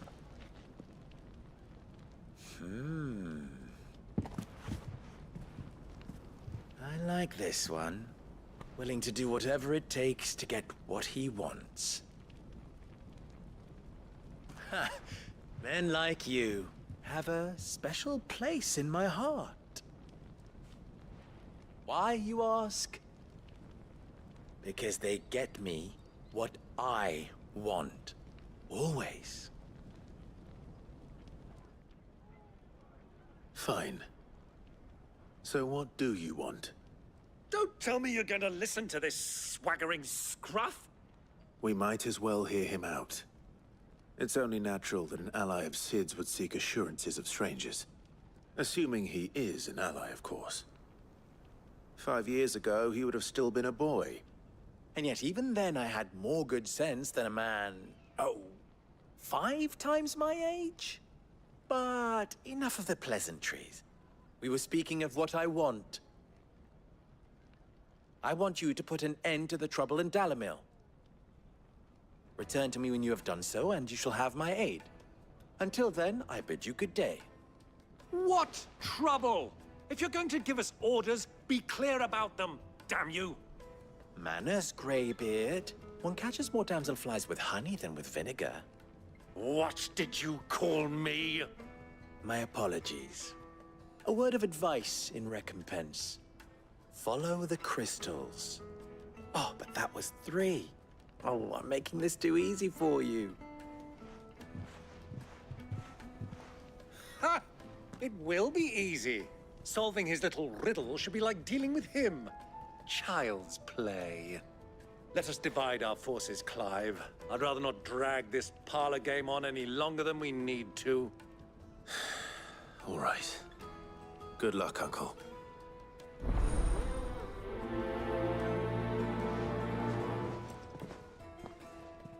I thought we were the only ones causing trouble in Dalamil. He's not Sid. He can't be.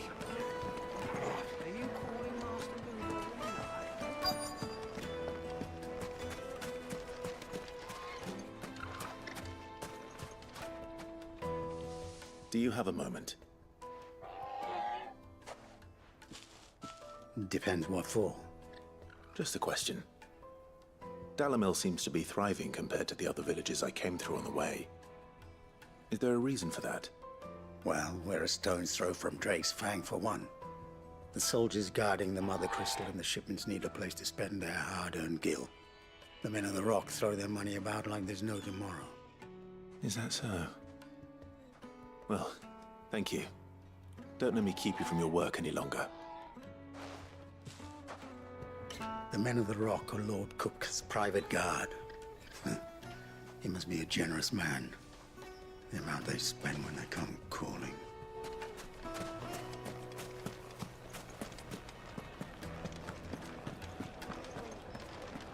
A deposit? Knead it to a silken softness. You wouldn't believe. Like eating a cloud with a crust. Well, I hope you gave as good as you got.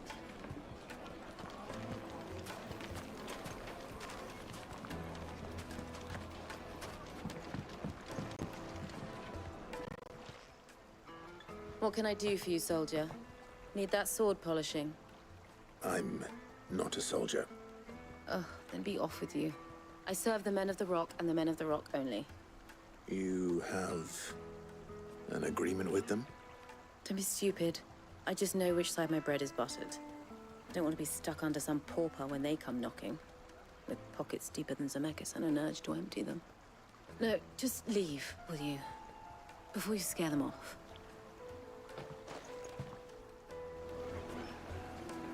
Do you think they'll be back soon? I need a new dress. If they pay anything like last time, you'll be able to buy a whole new wardrobe.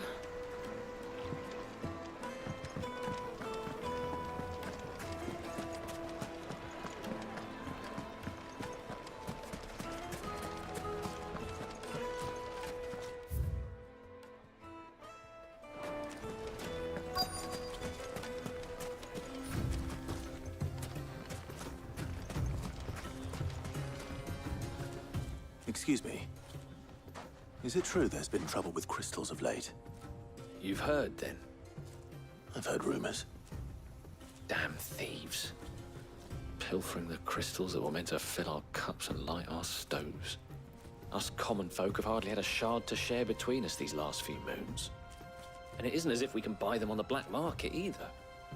Whoever's taking them, they aren't sharing. I think I'm starting to get an idea of what's been going on. I wonder if Uncle Byron's learned anything of use. He'll probably be back at the inn by now. There's cartloads of crystal coming out of Drake's Fang every day.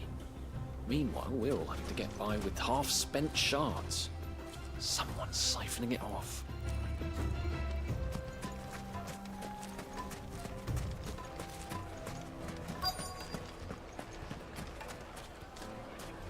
Master Lubor has high expectations of you. Don't disappoint him.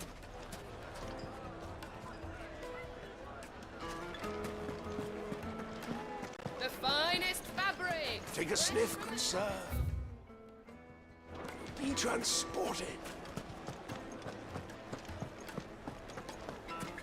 The misfortune Dalamil finds herself in is of a crystalline nature. So do be discreet in your inquiries.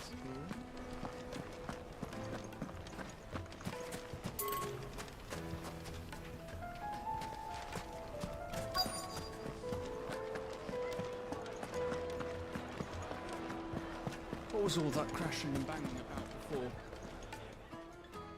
It's you, the one who broke all our furniture. What do you want? Haven't you caused enough trouble already? I'm looking for my pal. Have you seen him?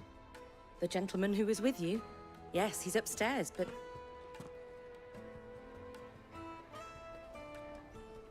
Thank you. I'll go and fetch him. The inn's a mess of blood-soaked splinters, thanks to you. The least you can do is let us clean up in peace. I told the guard those soldiers started it. Don't need any more trouble.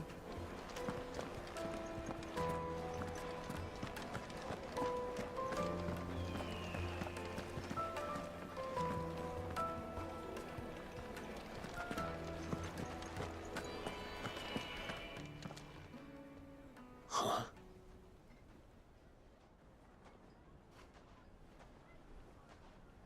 Will this suffice as a deposit? By the sands. That's a black pearl. One of the many treasures in my collection that I would be only too happy to part with, should you give me reason to do so. All right. I'm sure that we can come to an agreement, but not here.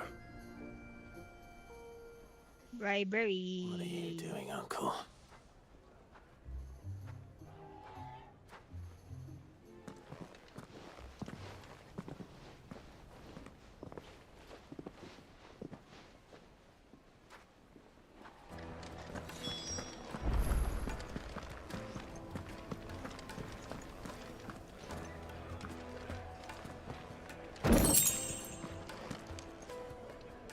Care to explain why you're giving gifts to Kupka's men? Bait, my boy. One cannot catch one's prey without it. And I do believe I've snagged us quite the quarry. I started by asking around the markets as to where I might purchase crystals. I had no luck, of course. It's forbidden to trade in such things. But my uncharacteristic indiscretion just happened to attract the attention of those uniformed ruffians. They took me aside and said they could procure the crystal I sought if I proved I could pay for it. So the pearl was your proof? I thought they'd ask for more. A second-rate specimen like that would only fetch 500,000 or so. A small price to pay for admittance to the underworld. But enough about my little act of subterfuge. What did you discover? That the supply of crystals has dried up of late. And some people seem to think they're being stolen. Meanwhile, members of Kupka's private guard have been spending money all over town. I'll wager those soldiers you've been talking to have been siphoning off crystals meant for elsewhere, and pocketing the profits. I'll wager you're right. We'll meet with them then, just as you arranged, and put an end to the trouble Lubor spoke of. Ha! That preening popinjay thought this would be difficult. It just goes to show, one should never underestimate a Rosfield. We'll soon wipe that smirk off his face. I arranged to meet with the soldiers in a secluded corner of the Velcroy, far from prying eyes. The perfect place for a spot of double dealing. I trust I can count on your support, if things turn sour. Of course. Let me treat you. I need a drink.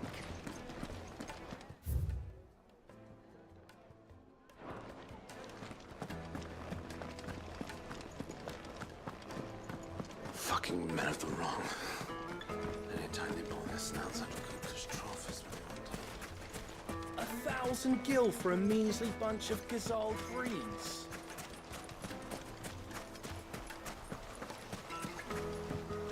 This river runs all the way to the southern seas. They used to load the crystal onto barges and sail it to the villages downstream. Before the canyons were lost to beasts and bandits. When I was a girl, I would wave to the boatmen as they set off on their long journey, and they would throw me sweetmeats in return. Such happy times.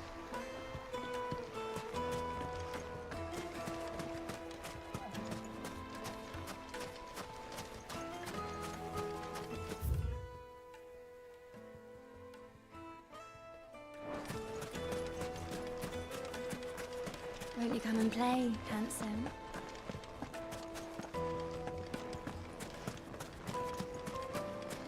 Weights and puts!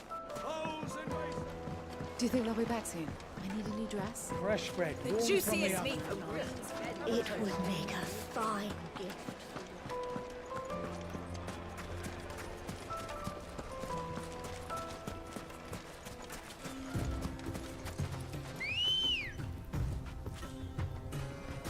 Good girl. Fly, Ambrosia.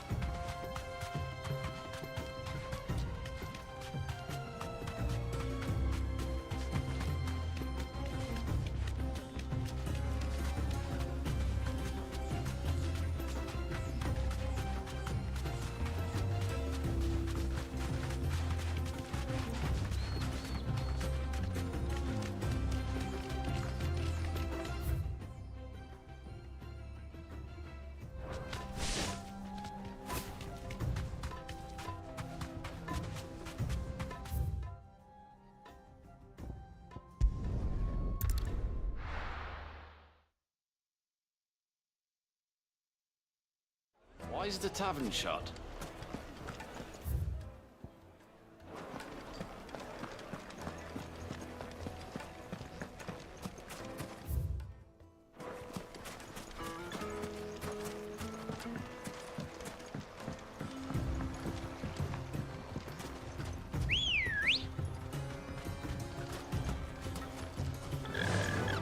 Faster!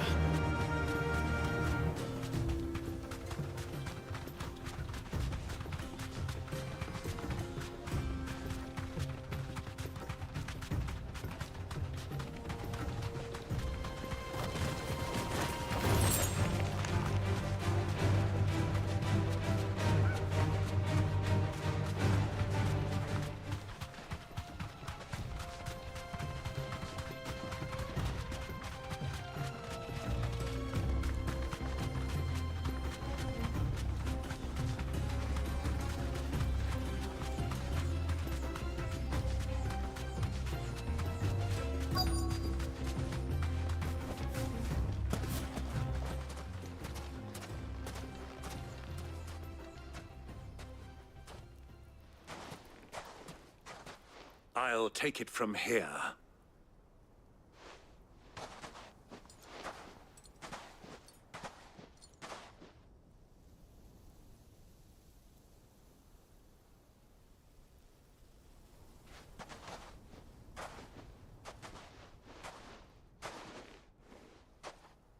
I was beginning to think you weren't coming, my lord.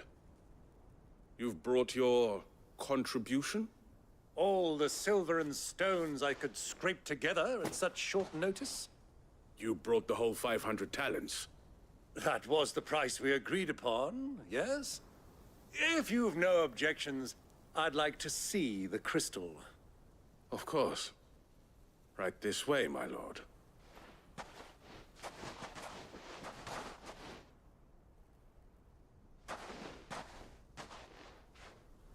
Not bad at all. You weren't lying about the clarity. But what of security? If I were to be stopped on the road, what guarantee have I that it wouldn't be seized as property of the Republic? Because these crystals are no longer the property of the Republic. You're not buying from us. You're buying from them. And we have no more jurisdiction here than you, my lord. But we have ships, and will gladly deliver to a port of your choosing, now that our price has been met. Royalists, eh? What brings you here? Why, to collect their share of Drake's Fang's blessing, of course. Our nations are allies, and so they are entitled to a portion of the Mother Crystal's bounty. And being such good friends, we elected to increase that portion and share the benefits. And now that these crystals are officially property of the Kingdom of Waloed, we are duty-bound not to interfere, no matter where they might happen to end up next. Did you get all that? They're in cahoots!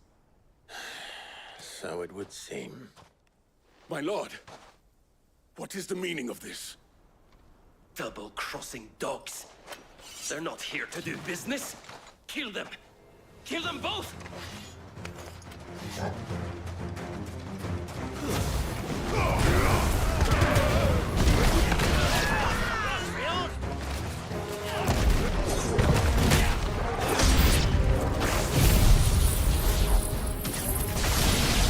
It's not over yet, Uncle. Good! I'm just getting warmed up.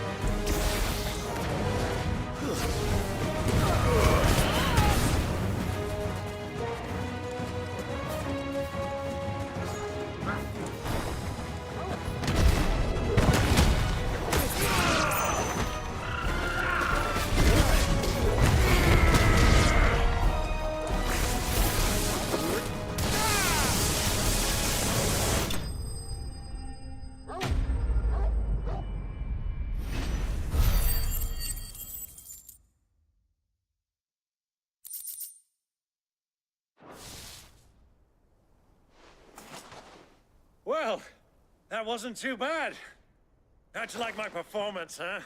I've often played the villain on the stage. I think I did the role justice. Don't you? Greybeard, you were magnificent. The battle scene was particularly thrilling.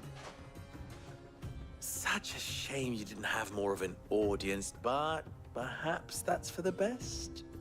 How long have you been watching? Long enough to witness your uncle's sordid transaction.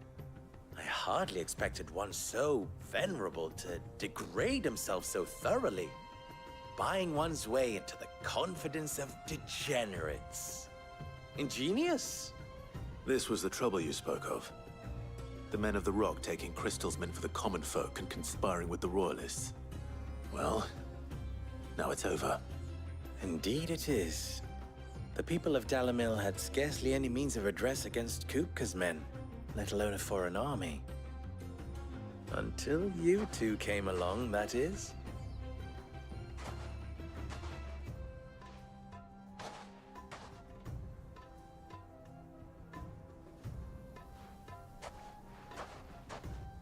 Well, we'd better get these crystals back to town. You won't mind waiting with them while I fetch a wagon.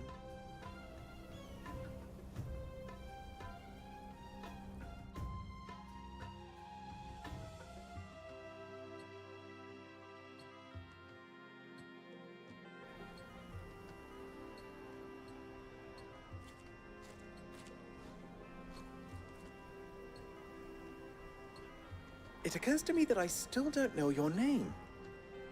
Clive. So, Sid the Second is a Clive. I suppose it could have been worse. Well, Clive, you held up your end of the bargain, so I must do the same. Passage through the South Gate, was it not? To tell the truth, you've helped a little there too. Many of the guards have already been redeployed to deal with the issue of their missing comrades. And those left behind have been encouraged to look the other way should you attempt to pass through. Thank you. And please allow me to cover your costs. You still have the purse I gave to the soldiers, I trust? I saw you pluck it from one of the bodies. Oh, dear. Was I really so obvious? And my name is not Sneaky. Greybeard. It is Lord Byron Rosfield, thank you very much. No, thank you very much, Greybeard. Double the... Here, wear this.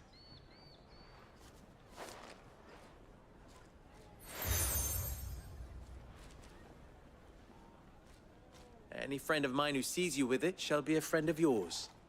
Thank you, Lubor. And please, feel free to send one of my Stoluses back to your people. Tell them that Rosina Dalamil is back in bed with Sid.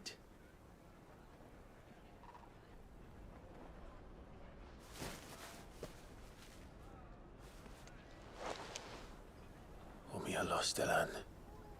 Tu Isakelis.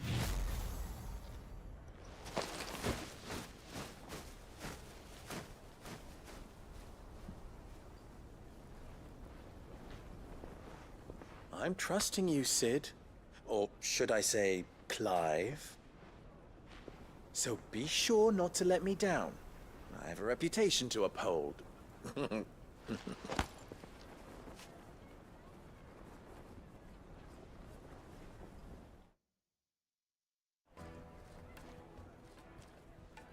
Well then, I wish you a safe journey south.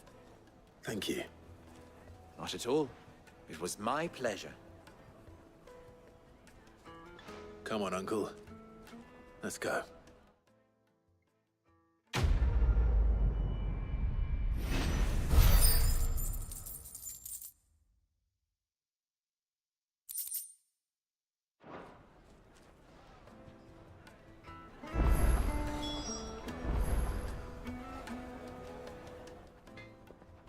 What is it now?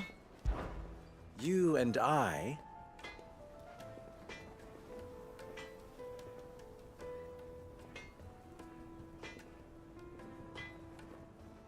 What?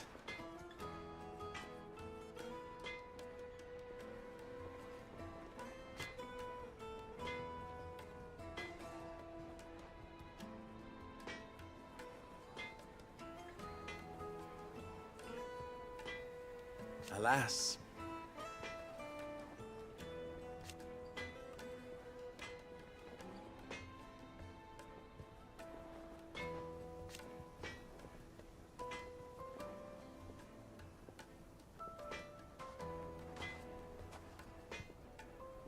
Still.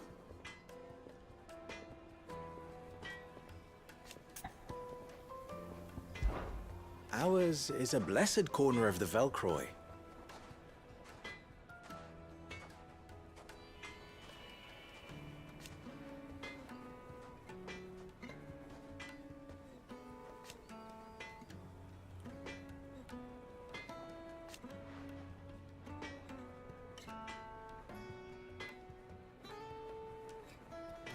At least they did.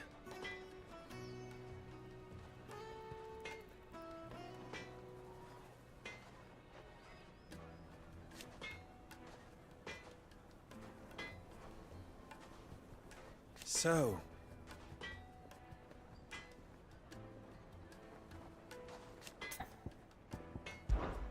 how very fitting.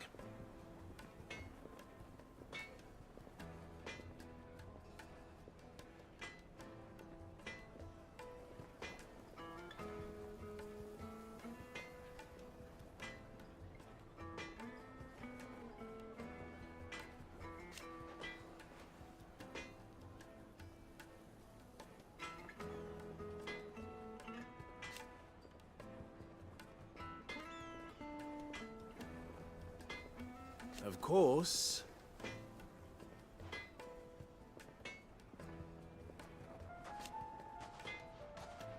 There's simply no other way.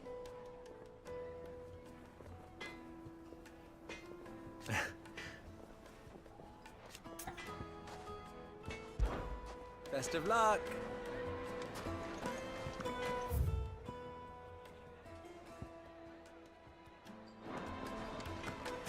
Never even forged a button.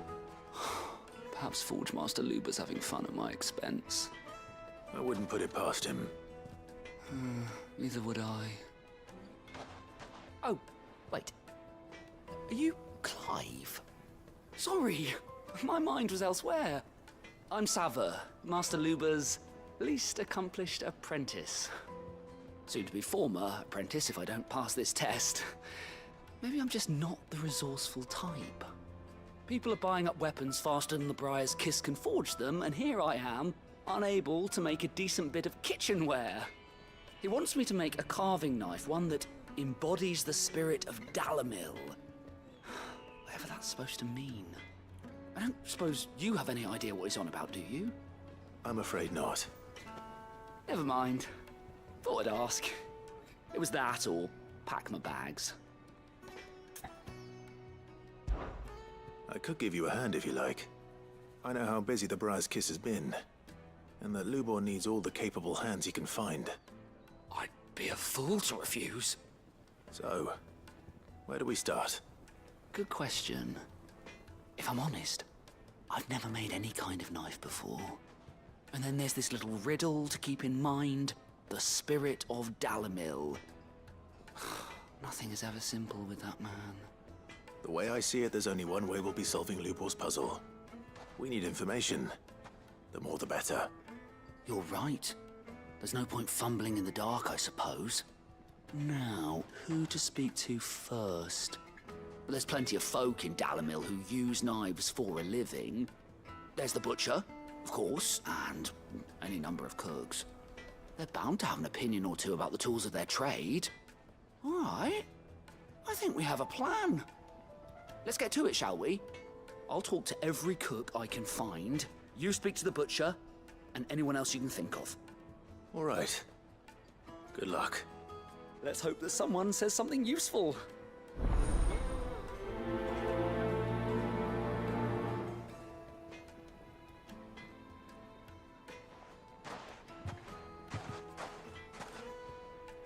Trust Lubor to take a simple test and turn it into a riddle. I better get to it. The finest fabric! The most fragrant herbs and spices Needed from to the a breadth. Welcome, sir. What can I do you for? A question, if you don't mind. I need to know what makes a good carving knife. You a blacksmith or something? Something, I suppose. Fair enough. Knives, is it? First and foremost, it's got to hold an edge. Most knives will make it through fat, no problem, but sinew dulls cheap steel in no time. Give me a blade which can slice through anything that crosses my chopping block, and I'm a happy woman. So a knife that stays sharp. Makes sense. Put a knife with an edge like Odin's razor in my hand, and I'll make short work of any carcass.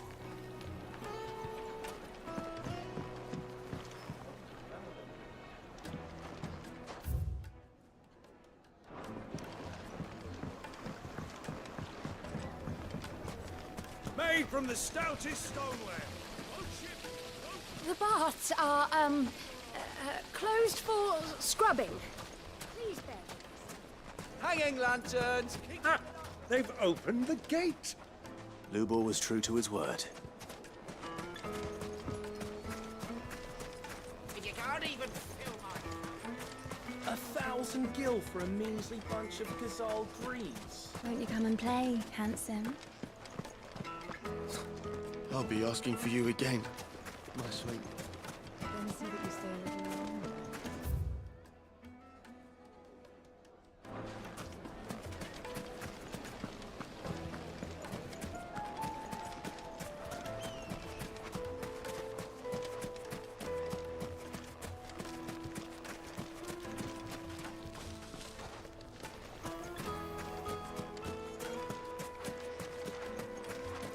Well, we can make our way back to the Fang now, at least. Fucking men of the wrong. Anytime they pull their snouts out of cockers trophies. I need to drink. You're going to drink my pockets.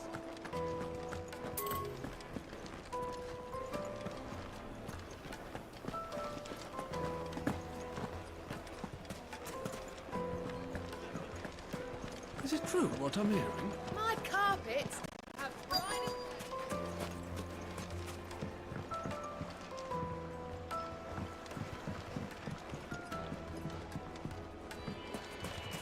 Plates and pots! Bowls and basins!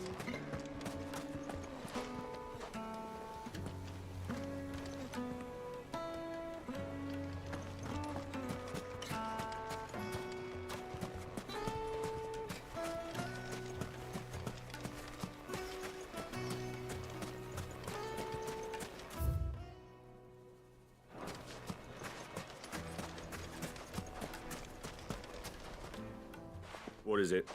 I'm in no mood for chatter. Sorry. Do you mind if I ask your trade? Hunter, why? I have a question. Can you tell me what makes a good carving knife? I assume you use one out in the field. Has to be able to put up with some punishment. Can't be dealing with a brittle blade, not while I'm on the hunt. If your knife snaps every time you use it, you'll be spending coin as fast as you make it. Times are hard enough as it is. Thank you. I won't keep you any longer. All business, eh? Man after my own heart. So, a carving knife should be hard-wearing and hold an edge. Hardly a revelation. Let's hope Sava had better luck than I did. Can't you see I'm busy? Unless you'd like a closer look at my knives. Well, we can make our way back to the Fang now, at least. Silver platters!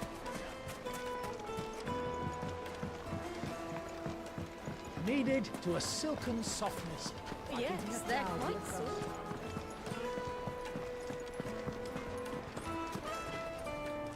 So, how'd it go? You learn anything useful, or should I be looking for a new trade? Only that a blade should be durable and stay sharp. But I don't see how that relates to the spirit of Dalamil. I didn't have much luck either. All the cook said was that he needs his knives to be light. Too heavy and they do his shoulder in. So we're no better off than when we started. Perhaps Lubor didn't mean anything with his Dalamil remark. But that can't be right. I've bandied enough words with the man to know that he chooses them carefully. No. We must be missing something. Something right in front of our noses, most likely. No doubt you're right, but I have to make a start soon. I can't put off making this knife forever. Agreed. Luba wouldn't like that much. Right. I've been trained to work iron. The cheap stuff, mind.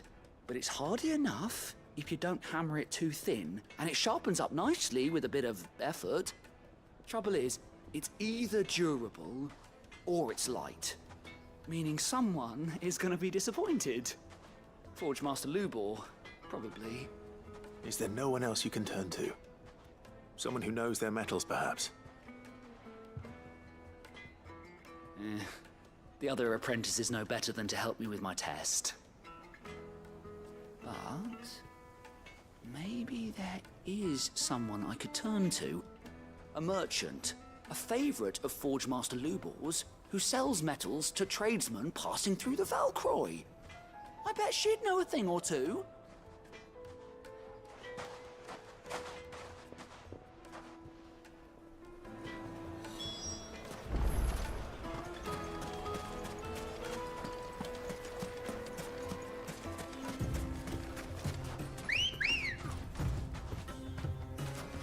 Ready, go?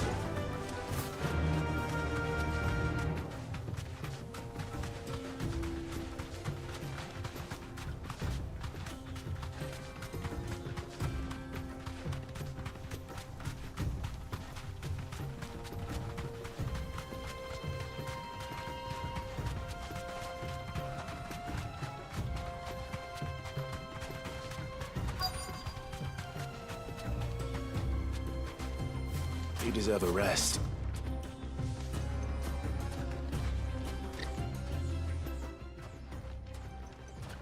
Any luck? Or will you be needing help with your bags? Well, I asked her, but... you tell him. If you're looking to make a knife that will impress a master like Lubor, there are options. They're just not that viable. Featherlight adamantite knives will get passed from generation to generation, never needing so much as a lick of the whetstone. But adamantite ore is unique to ash, so doesn't come cheap. And it's beyond my skill to handle. Unique to ash. Are there any materials unique to Dalamil? Something which could be mixed with iron to refine it. Make it lighter. What are you getting at? You said that Lubor trained you to work iron. Then that's what he'll expect you to use. But he would have known that it would either be too heavy or too brittle for a carving knife.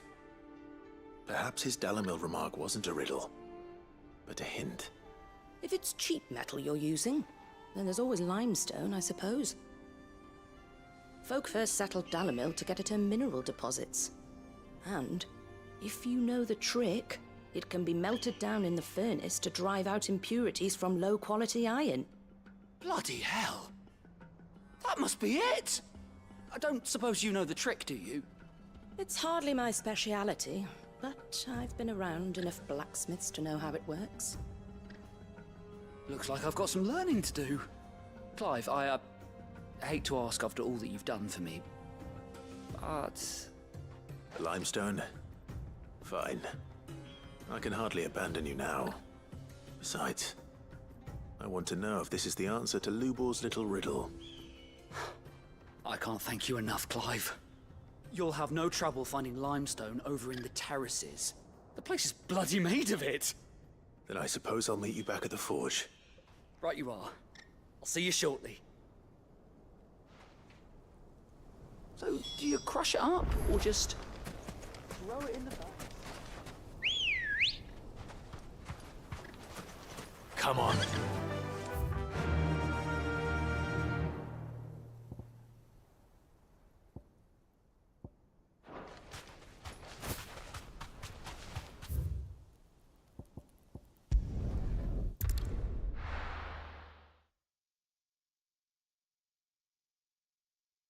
Well, this is no good. Is it true what I'm hearing? My carpet! The most fragrant herbs and spices. Kneaded to a silken softness, like eating a cloud with a crust. Made from the stoutest stoneware. Sweet incense. What candle? We should get going soon. Do you have water? Ah, I'm not too late. What is it, Lubor? A question that I neglected to ask earlier. Where is it that you're bound? To Drake's Fang. To finish Hugo Kupka. Just as I thought. Then allow me to share a secret. Drake's Fang is currently riddled with royalists. Talmeki and Walud are allies, and as you have seen, their soldiers work hand in glove. But no nation has ever before allowed a foreign army to make a barracks of its holiest of holies. Not by choice, at least. And there's more. My man on the inside of the Fang has failed to report for several days. I fear there may be more trouble lying in wait for you on the road ahead. Isn't there always? If you're determined to beard the lion's den, then promise me one thing. That you will enter via the mines, where the guard is lightest. I've lost one Cid already. If I lose another, people will start to think me careless. I don't plan on dying. Not before Kupka does, anyway. Well, so long as you have a plan.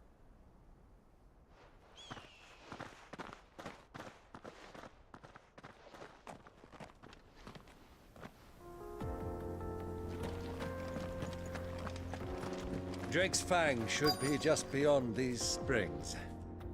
Shall we press on?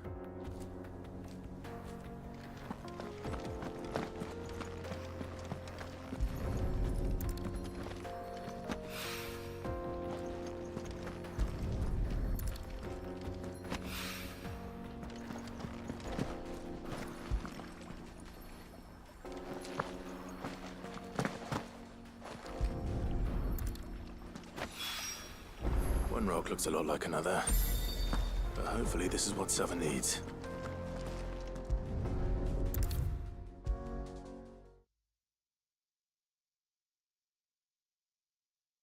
I wasn't sure how much you'd need, but I hope this is enough.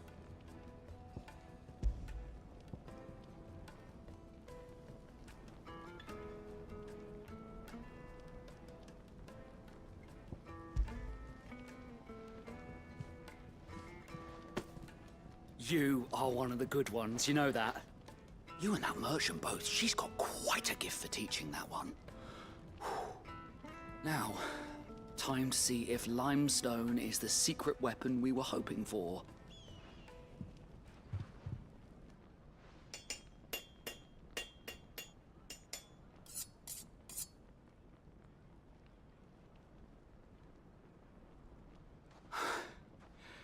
That'll do, I reckon.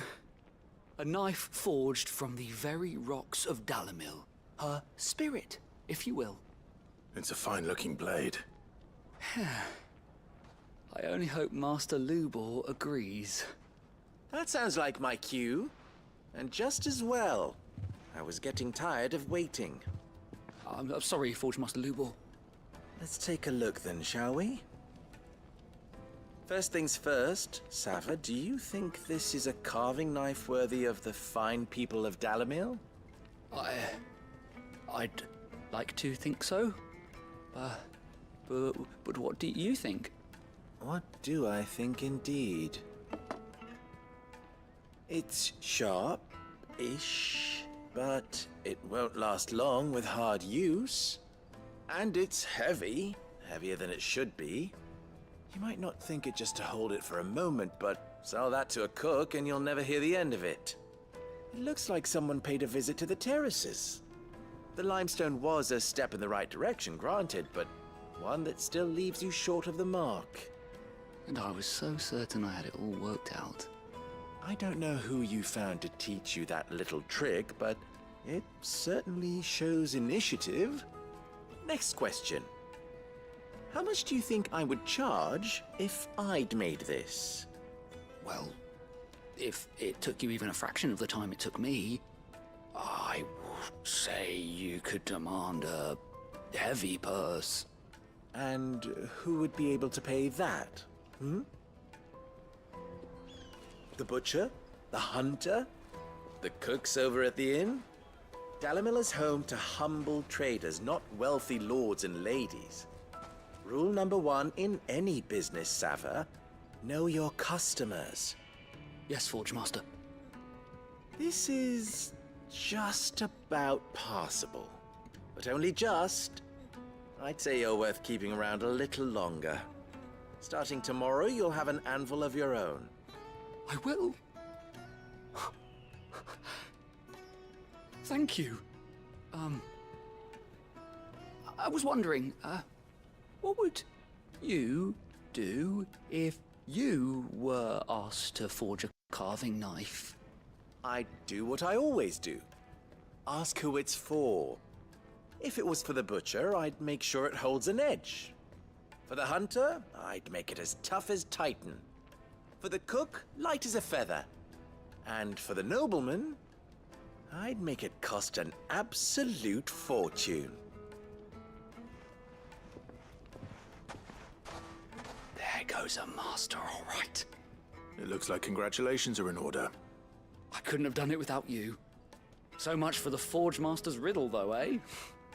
The spirit of Dalimil had nothing to do with limestone or anything much at all. Meaning, I had you run around for no good reason.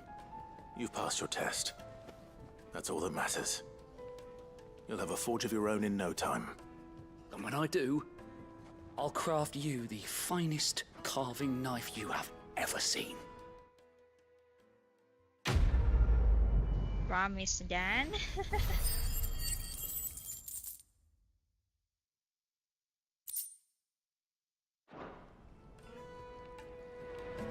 Thank you, Clive. I honestly don't think I could have done it without all your help.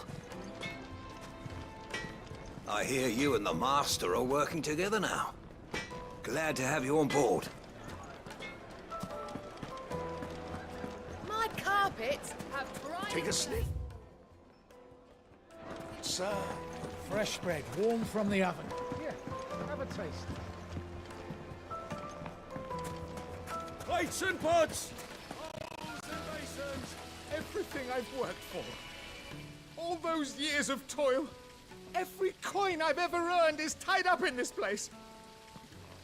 Are you all right? The baths are closed. Leave me be. On second thought, perhaps you are just what I need. Might your services be for hire? That depends on the job. I'd have you save my business, the baths. The water's turned scalding hot and all the crystals in Dalimil wouldn't be enough to cool it. I've no doubt that my woes stem from the water's source. But I can't go and investigate for fear of my customers thinking I've abandoned the place. I'm bound to these baths in more ways than one. I beg of you, go to Dusnoff Terraces. Tell me what you find there. All right. I'll go and take a look. Wonderful. It's not far. Leave the market by the south gate. The smell of sulfur will guide you the rest of the way. These baths are all that keep me from an ignoble end in a debtor's prison. My livelihood, my very life, is at stake.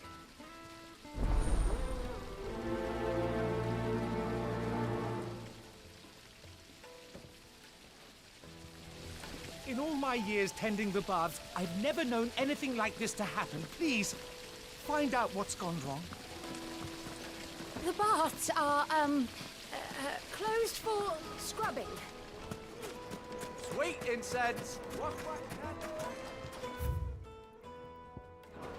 No. We can make our way back to the Fang now, at least. We should get going soon. Do you have water? What do you want? Directions? Either take this road to the Fang, or piss off back the way you came.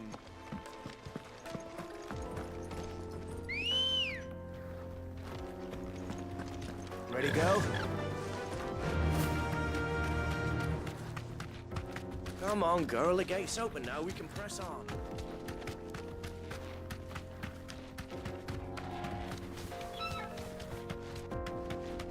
What the hell are those things?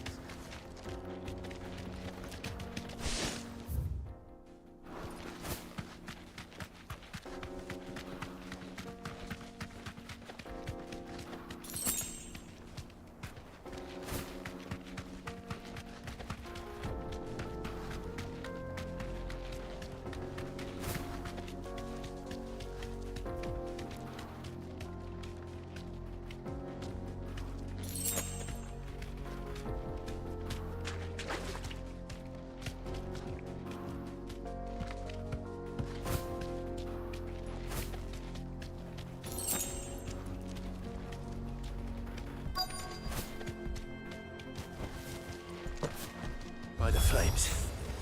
That explains the heat.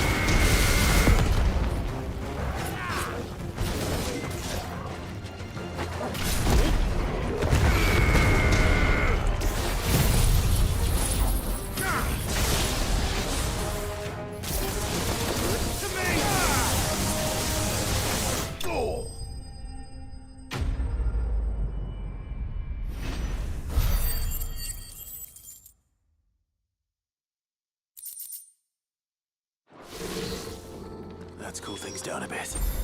Let's hope it's enough to keep the baths from boiling.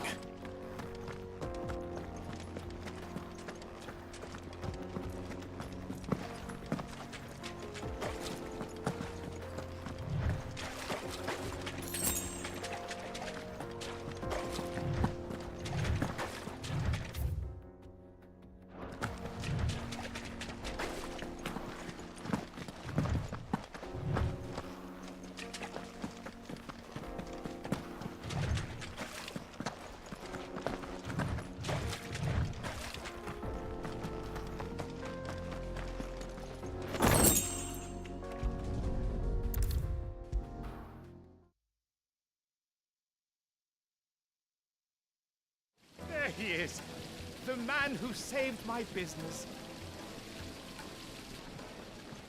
I was hoping we'd be seeing you again. The baths grow more bearable by the moment. It won't be long now before we are back to business as usual. I'm glad to hear it. Now, tell me this. What did you find at the terraces? What threatened to make me a pauper? Not what I expected, that's for certain.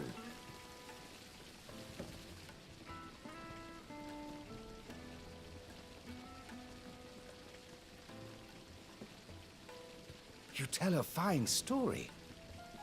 That's not to say I don't believe you, though. Creatures made of flame, eh? That's something you to worry about. But I burdened you with my worries enough already. Here, a small something by way of thanks. Right. It's high time I got back to work. With a little luck, the day might yet be salvaged.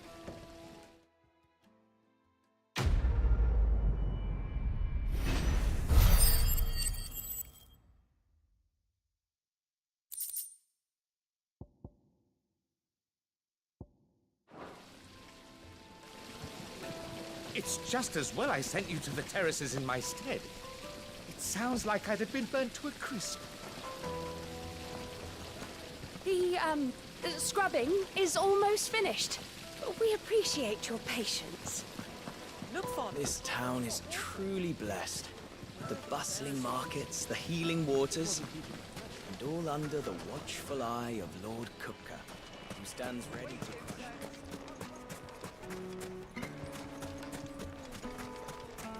We should get going soon.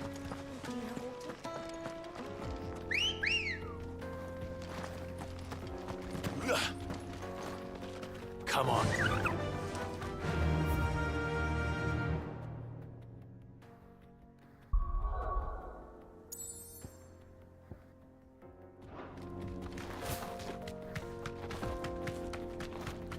Come on, girl, the gate's open now, we can press on.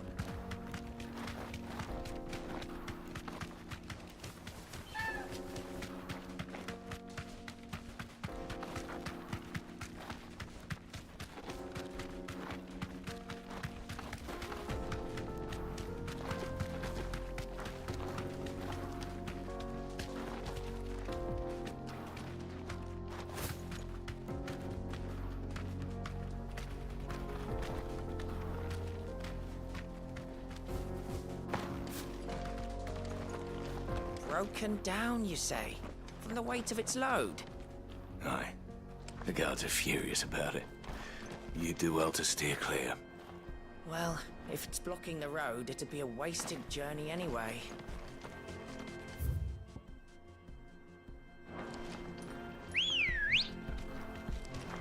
Ready, go?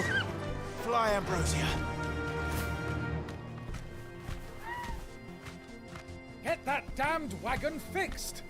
Unless you'd rather our men in Dalamil starved. The axle's gone, Captain. There's nothing I can do.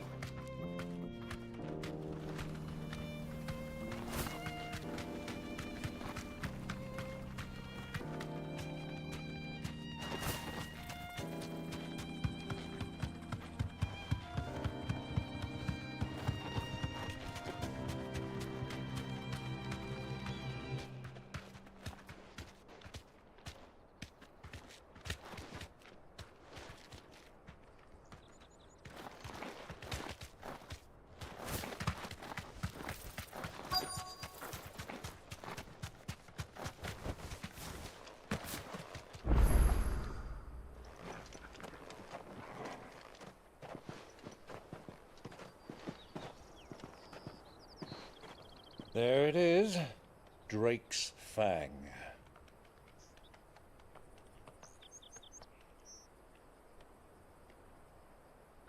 Kupka will be hiding inside. Along with goodness knows how many guards, all on highest alert. You'll need to keep your wits about you if you're to reach him. So be careful. I will, Uncle.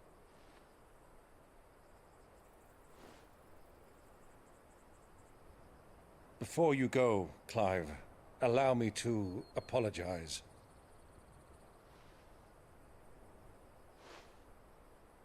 After what befell at Phoenix Gate and the crisis that followed in its wake, I fled.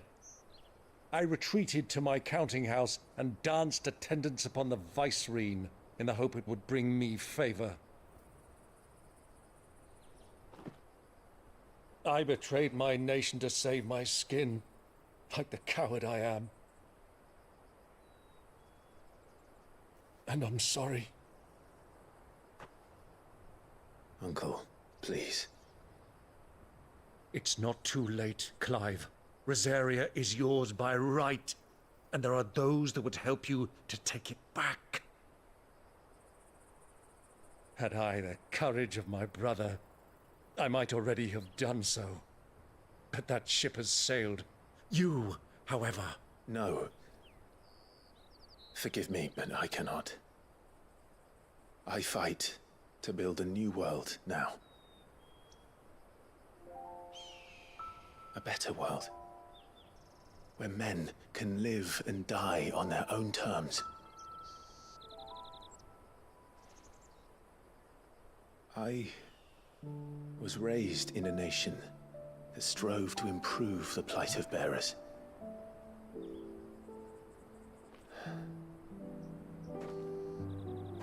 Only later did I realize that spark of freedom did not arise by chance, but was kindled by my father. You would see me follow in his footsteps. And that is exactly what I mean to do. Not by ruling Rosaria, but by extending his ideals to the whole of the twins. Though every soul in the realm may judge my actions heresy, I am certain my cause is just.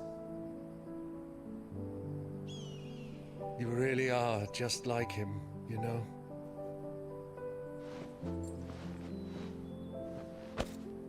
Thank you, Clive, for coming back to me. I am proud to call you nephew.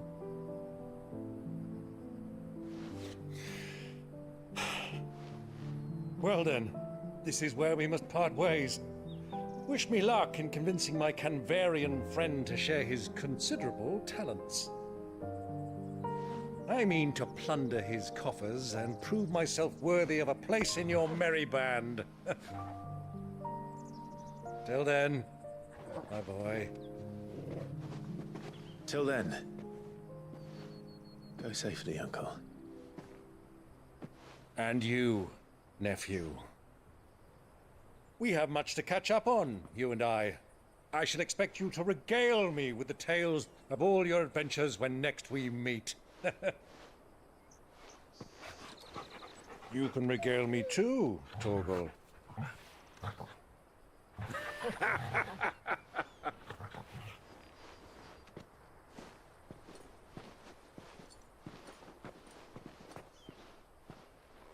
I'm coming for you, Kupka.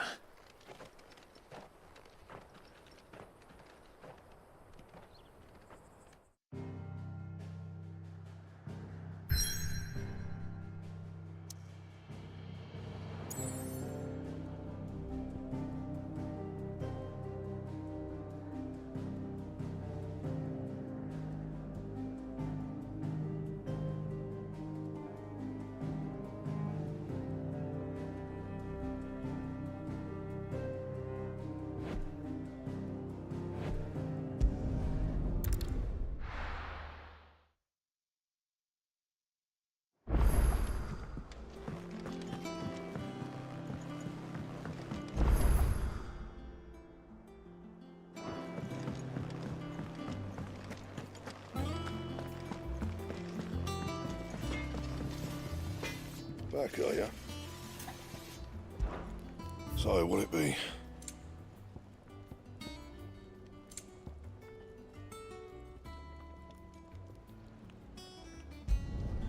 No scratches, right? And? Sid's going to find Kupka and finish the job.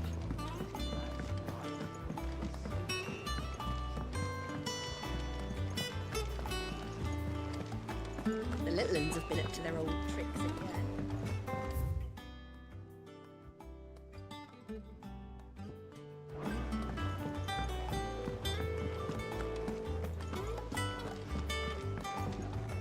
Ah, my favorite pupil. What is it that you wish to learn?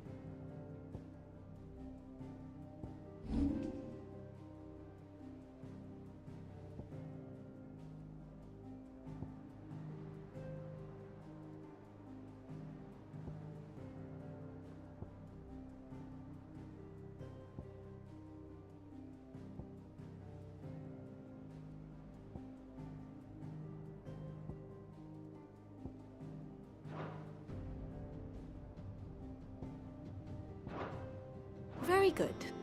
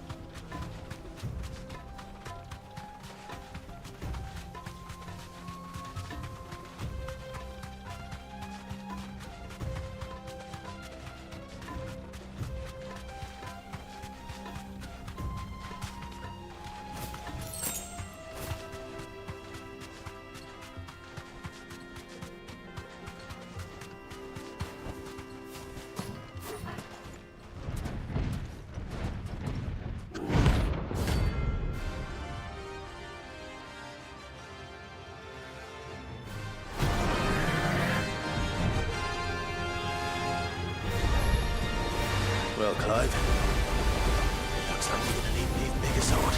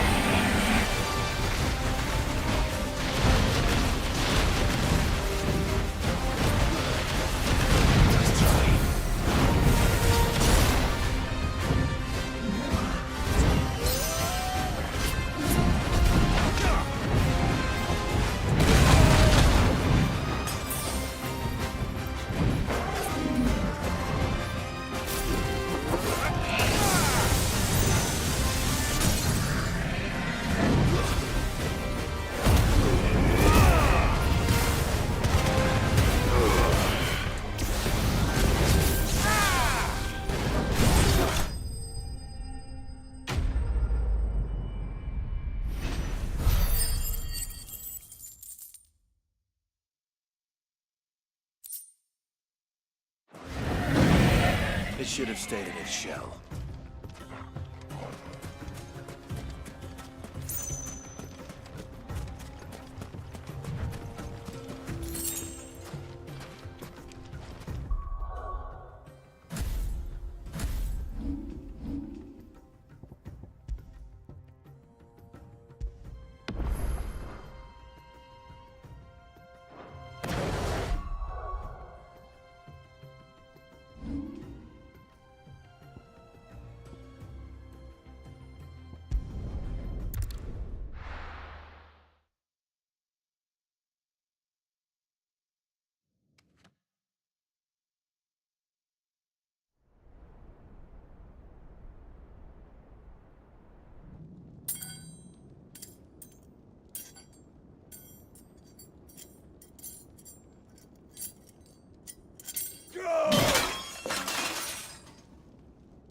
Fuck!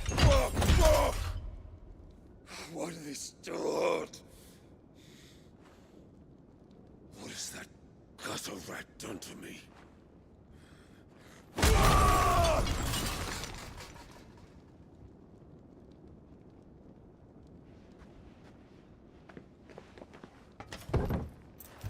Out of my sight, witch!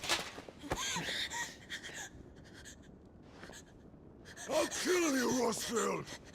I'll rip out your heart! I'll tear you limb from limb!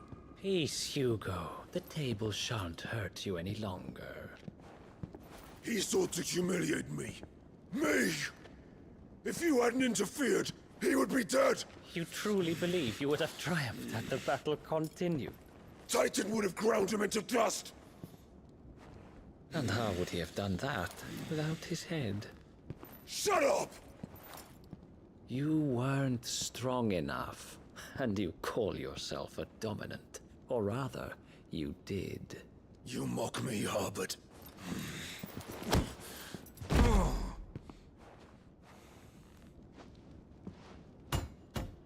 Do you see, Hugo? You are weak. Fuck! But so long as that fire burns within you, there is still hope. There may yet be a way for you to take your revenge. Tell me, what must I do? Please, I'll do anything. Just tell me.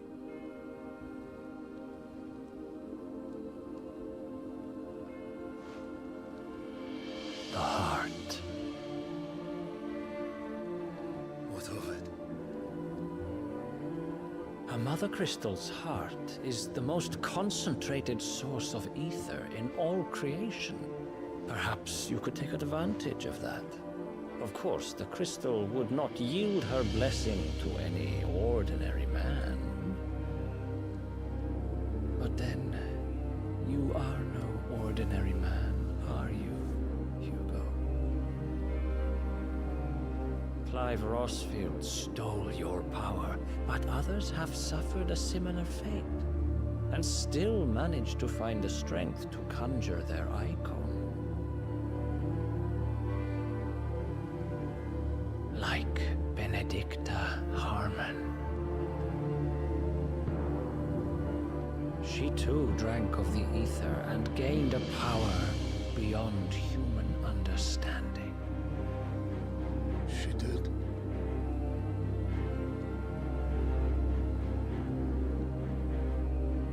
Benedicta. Benedicta.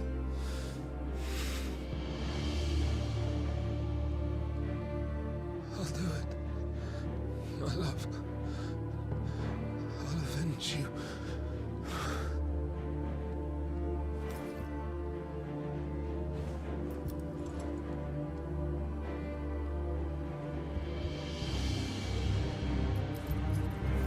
Run along now, Hugo.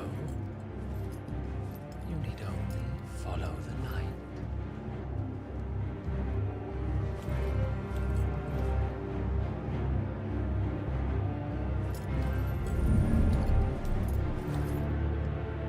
Muthos is here.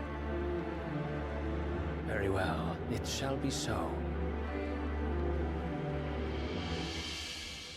You may leave everything to me, Your Majesty.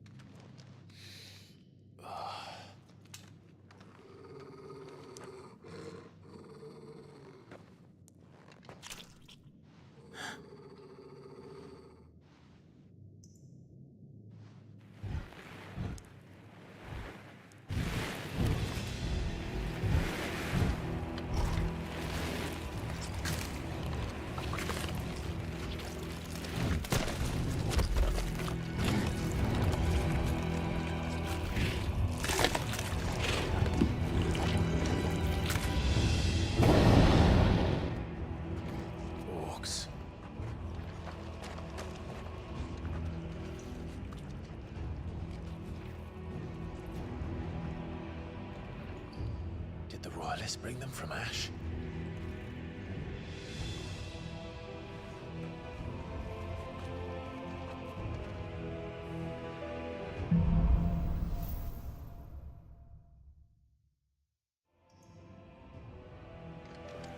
Are the Beastmen part of the Waluda army now?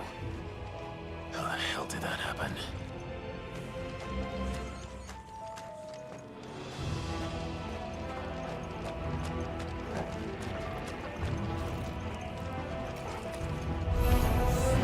They've spotted us. We need to...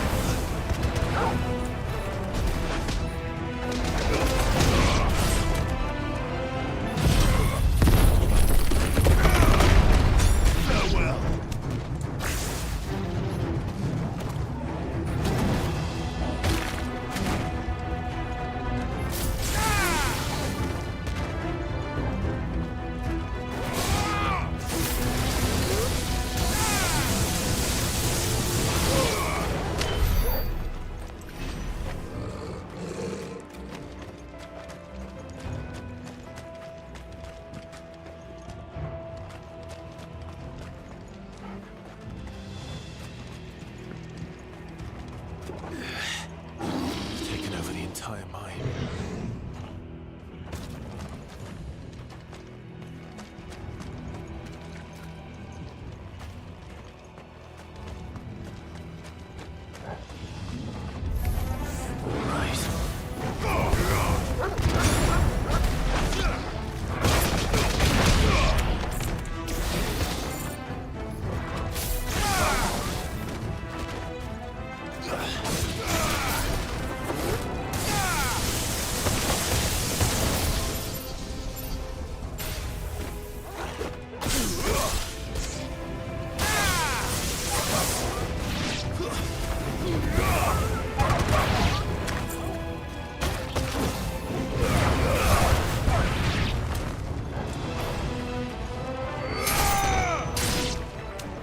So much for the men of the Rock.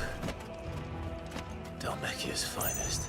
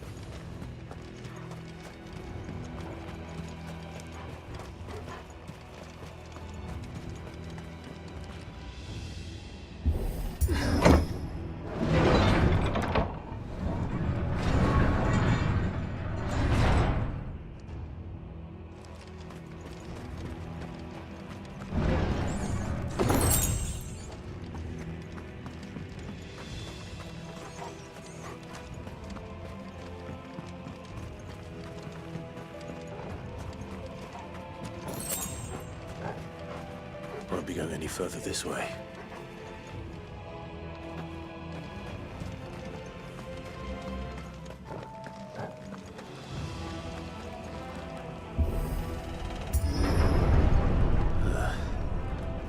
Stairs. This must be the way out.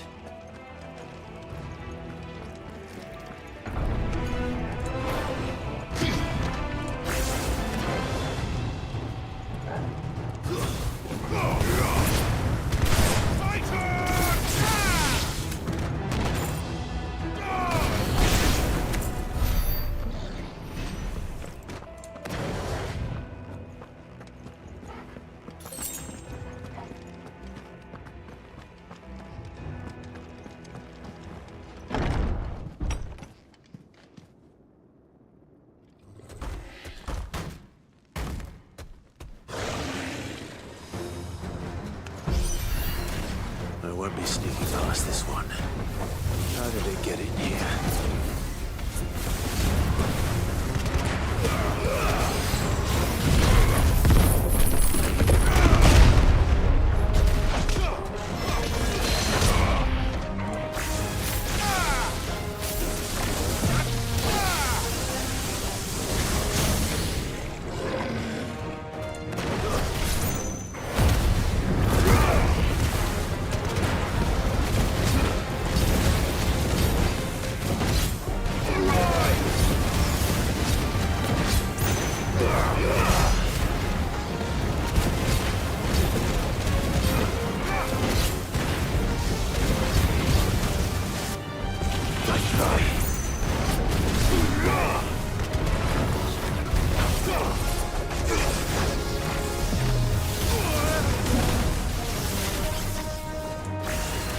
Too slow.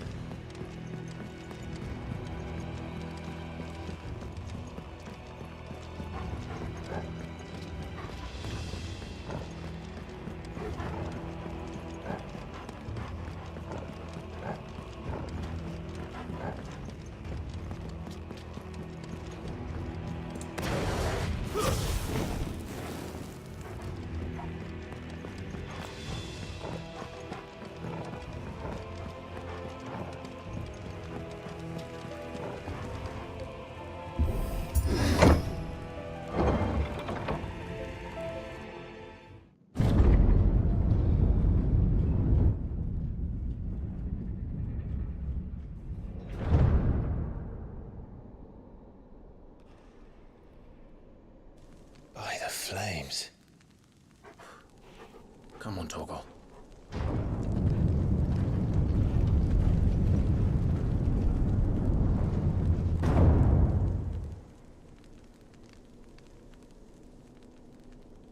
Kupka never did do things by halves. As if taking the Mother Crystal for his own wasn't enough. He had to build his castle in it.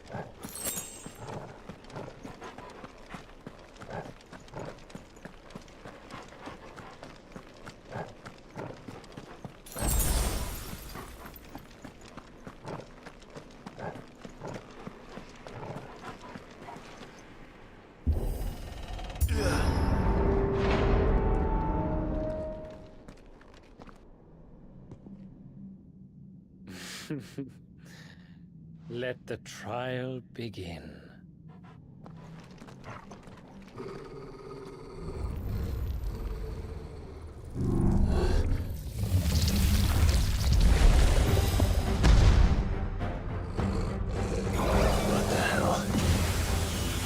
people.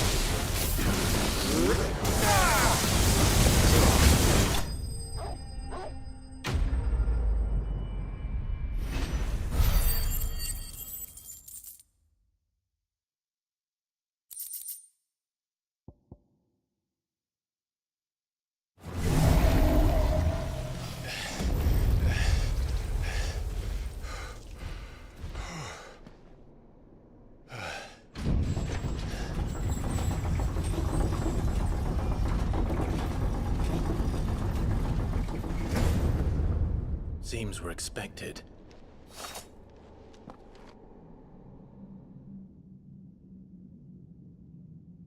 So this is the power of Muthos.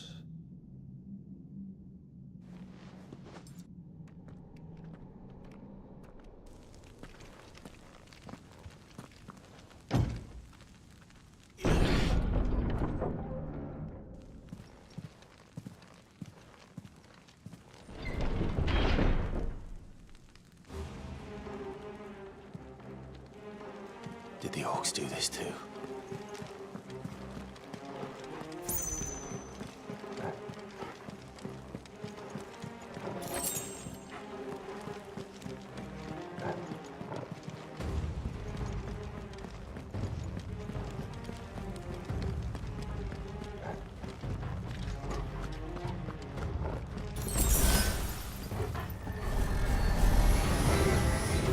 More of them.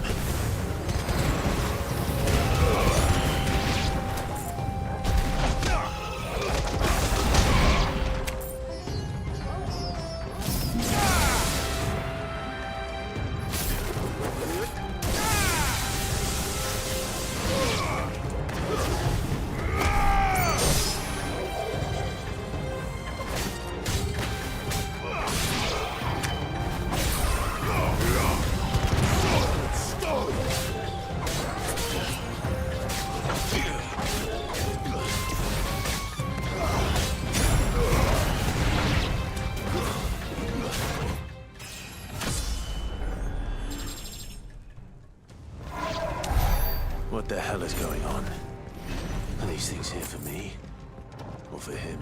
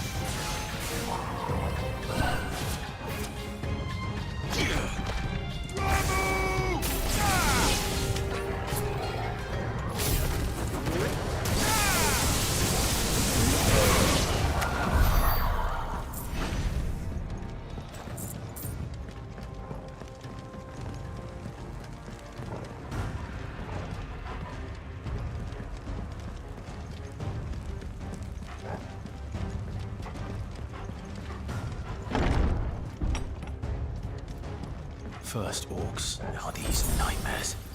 Is this your doing, Ultima?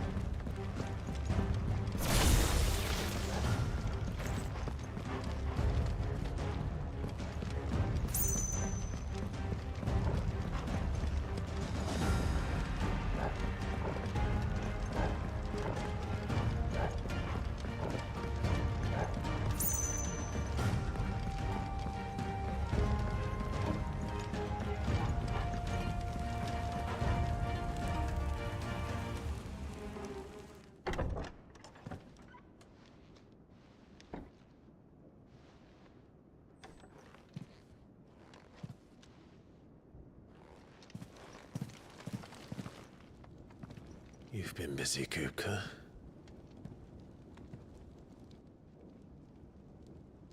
But where did you go?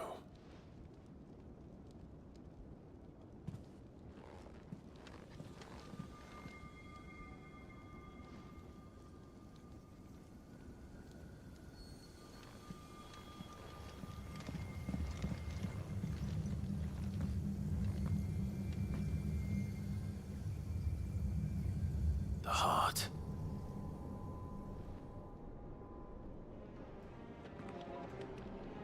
He's in the sanctuary. I can feel it. Come on, Torgal.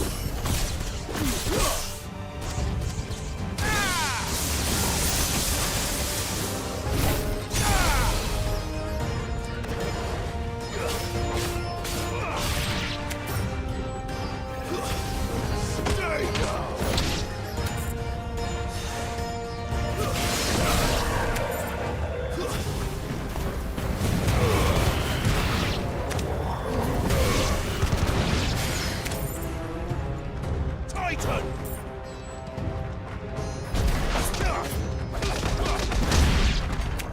That had better be the last of them.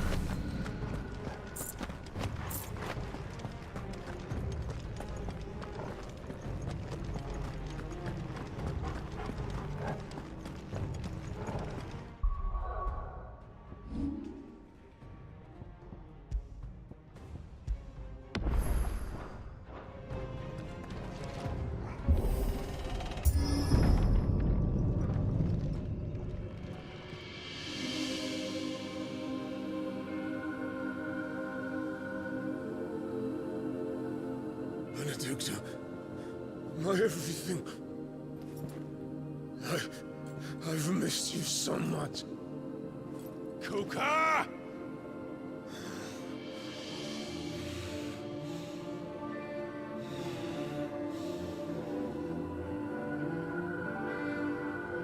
I swear to you, my love, we will never be parted again. What's wrong with him?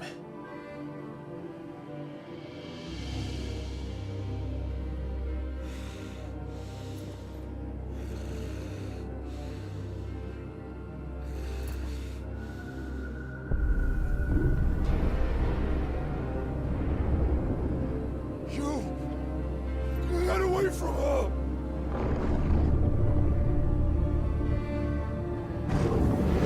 Benedicta!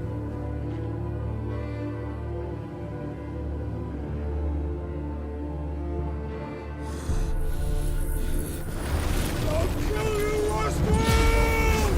What?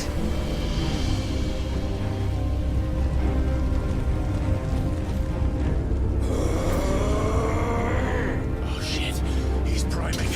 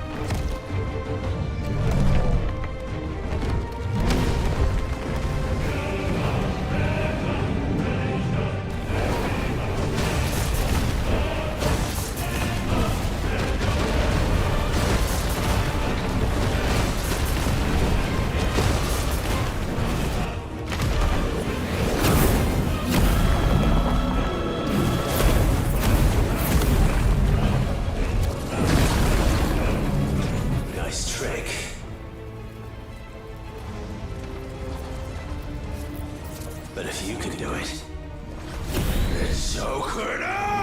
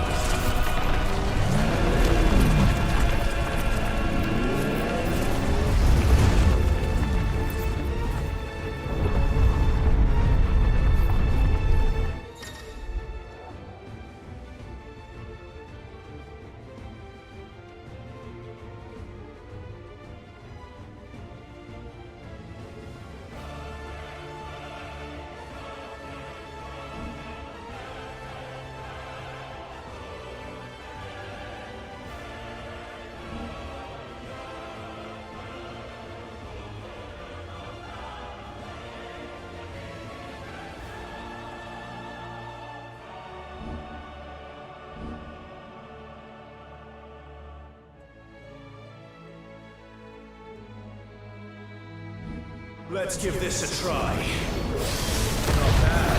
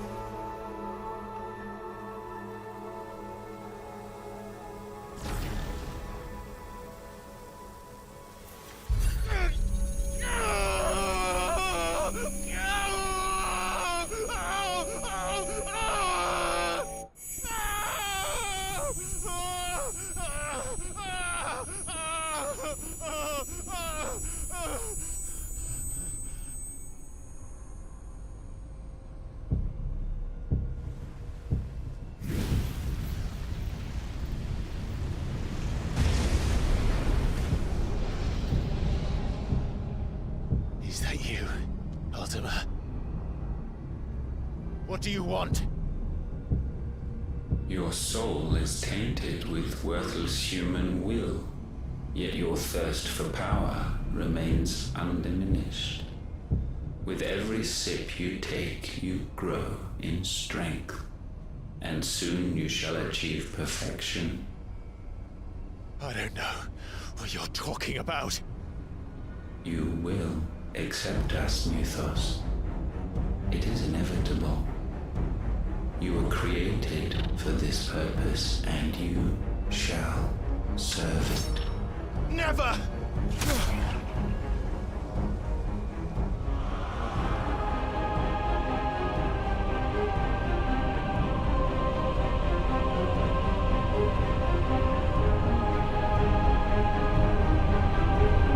Fight it, Clive! Don't let him in! Consciousness. We see now. Human will is so insubstantial it cannot exist in isolation. You mitigate its weakness by interweaving it with your consciousness. We believed we had merely to purge you of your will to claim our vessel. It appears we first have to sever every thread of the consciousness that supports it. No matter. The time to build a new world is not yet upon us. We will contemplate.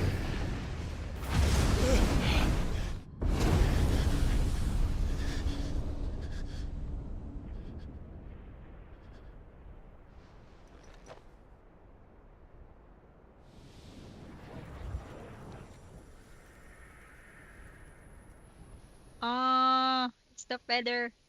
The feather saved him. Thank you, Joshua.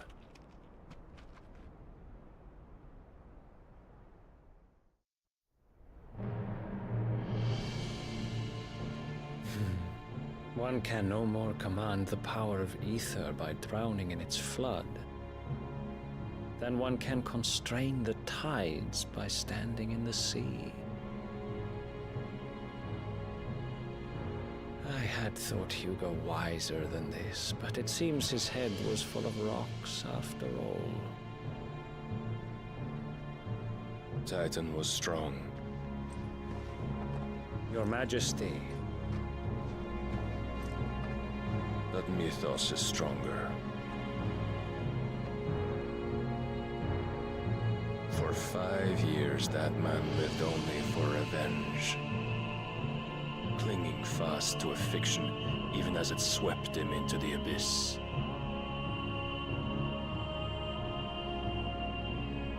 One cannot change one's nature through force of will alone. Only the Almighty can do that.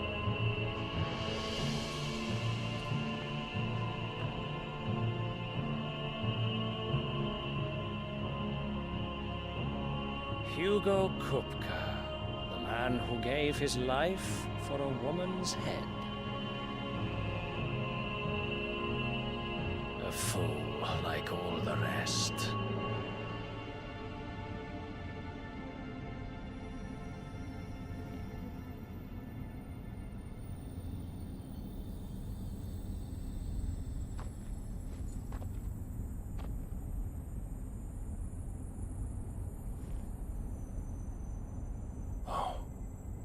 That the death of a mother crystal should be so beautiful.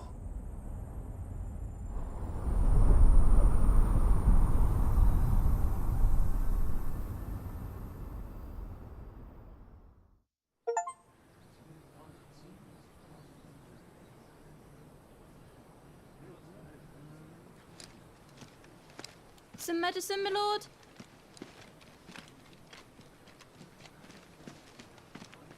I have salves, potions, anything you need. Stop bothering me, urchin, or you'll feel the back of my hand.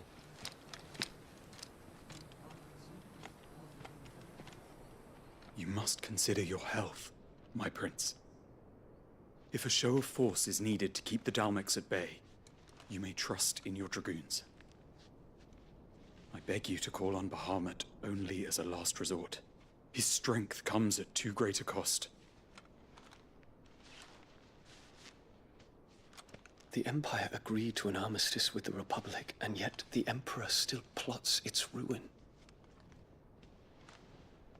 For now, the Dalmex suspect nothing, and as long as I can hold their gaze, war need not be inevitable. But more than that, Bahamut is the champion of the Empire. When our people look to the heavens, the sight of him gives them hope.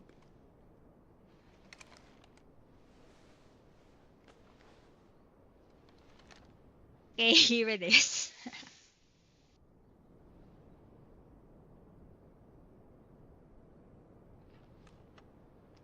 Forgive me, Terence. Would that you were my master. But alas. I will always be your loyal servant.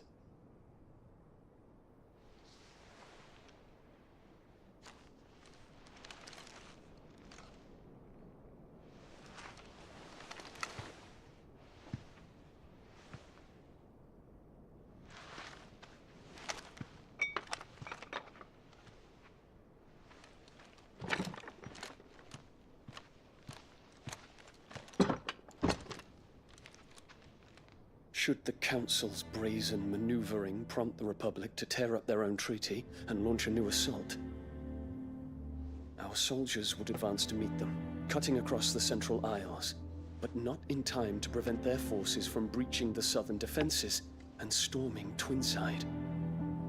And so the capital would become a battlefield. Thousands of innocents would die. I cannot allow that to happen. There is one small mercy, at least. You will not be forced to do battle with Titan.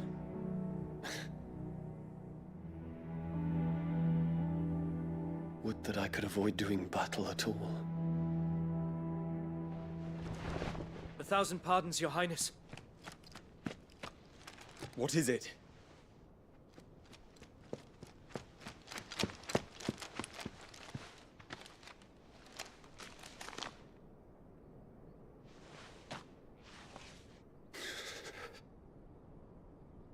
Olivier has been made Emperor. What is the meaning of this? My father's orders. What were they? Quickly! Yes, Your Highness. His Radiance requests that Your Highness maintain position here and... Ah!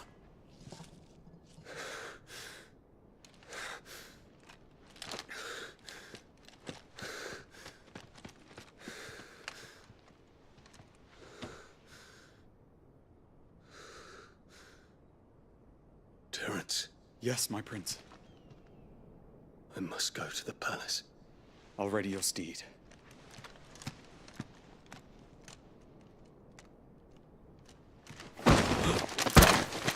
What is it now?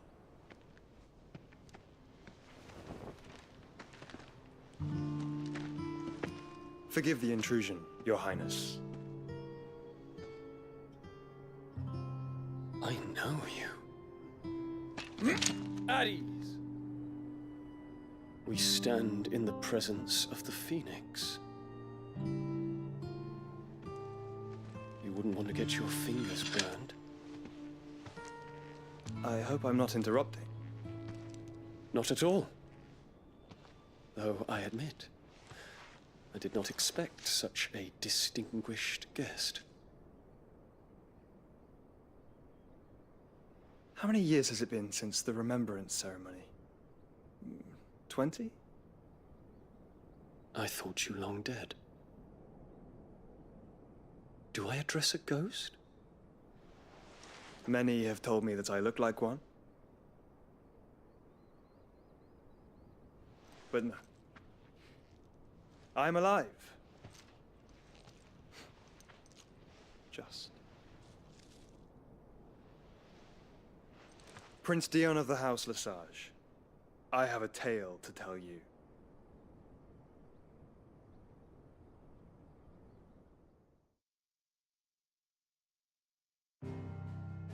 Hit the two blondes.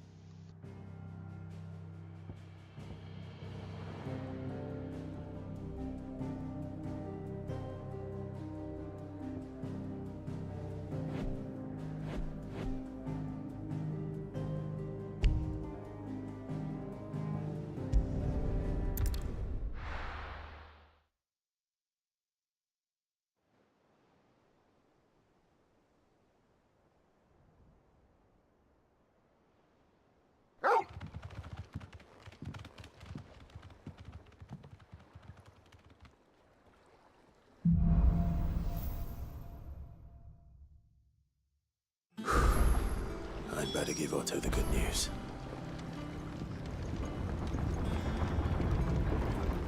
Walkways need patching. Time, Sid.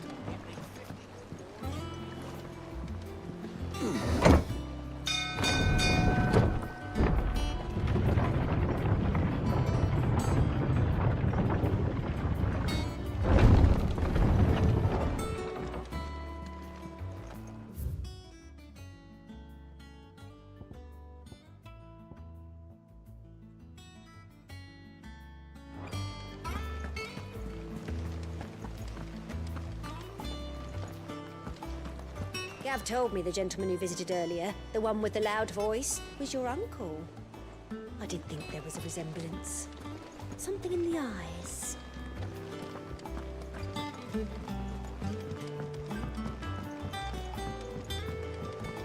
We're seeing troops amassing at every border crossing.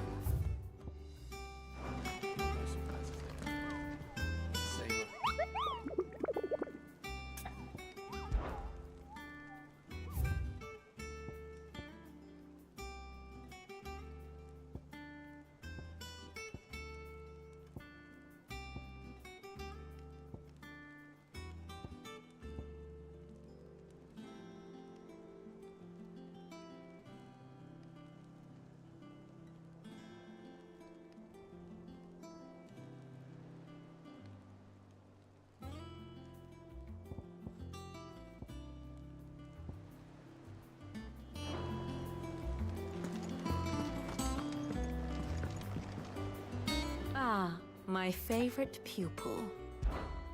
How may I help you today? I have the details here.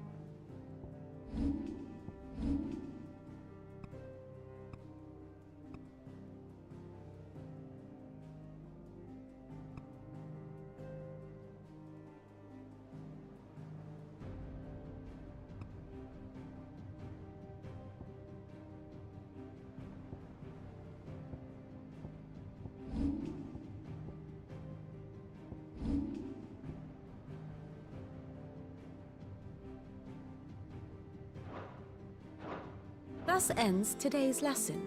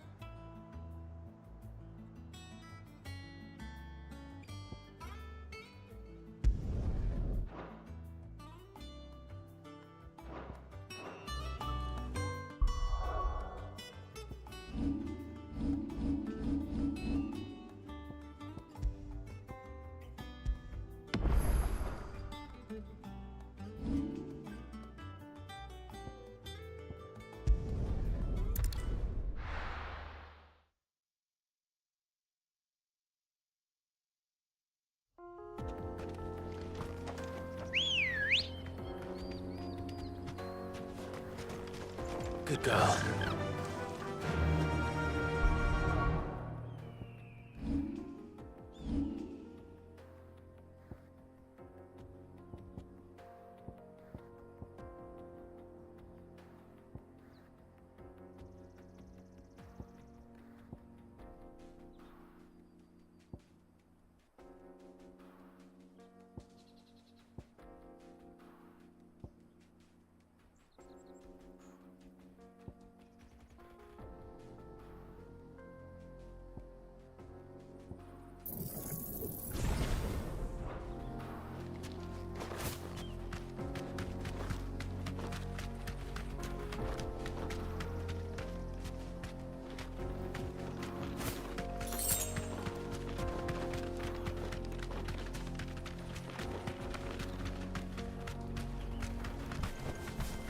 Thanks, girl.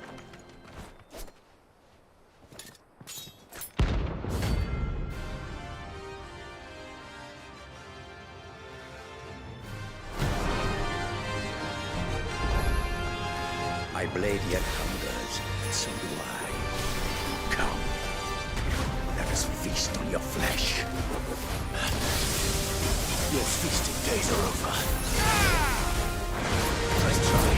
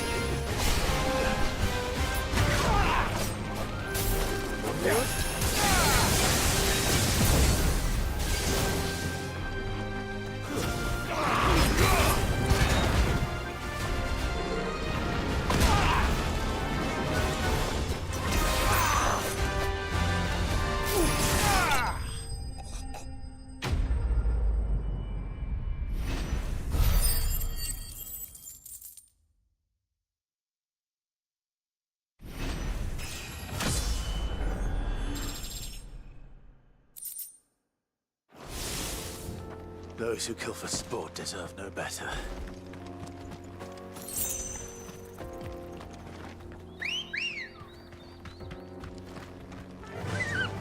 Fly, Ambrosia.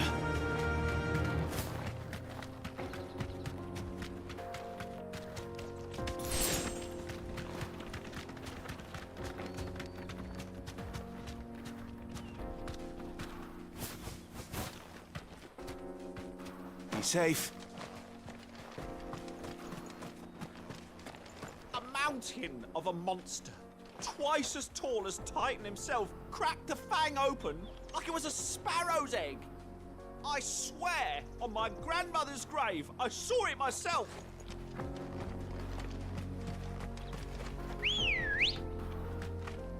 Mother Crystal. Lines. Faster!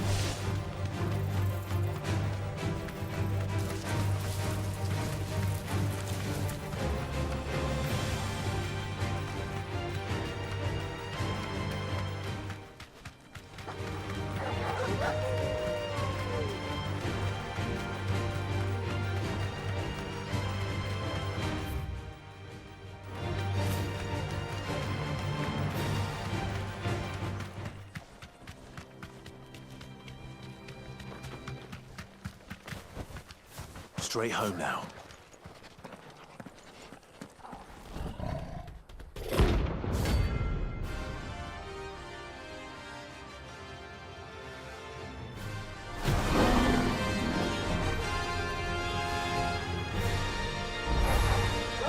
Playtime for the pack, is it? Let me introduce you to mine.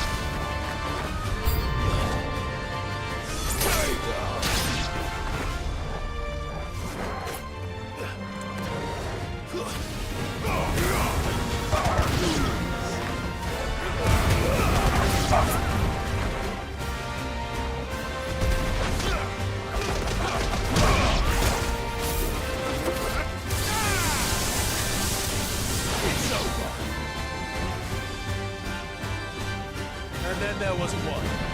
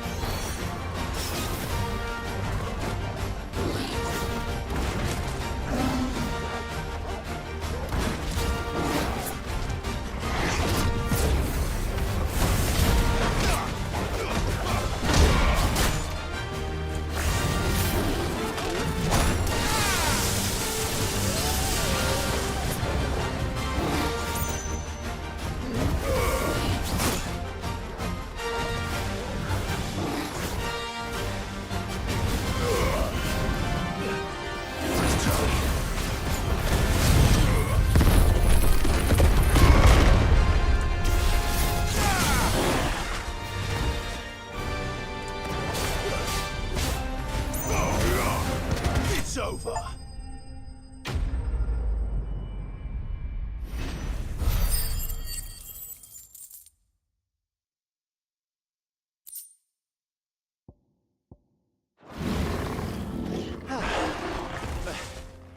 That wasn't too bad, was it, Torgal?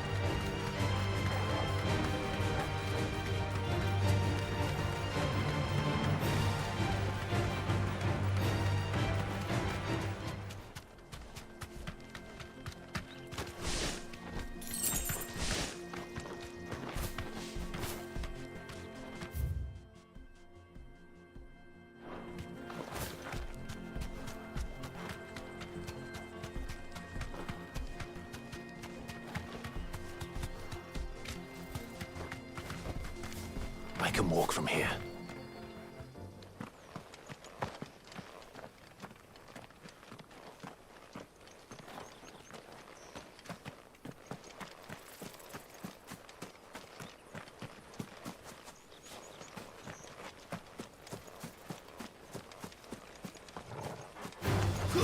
Come here.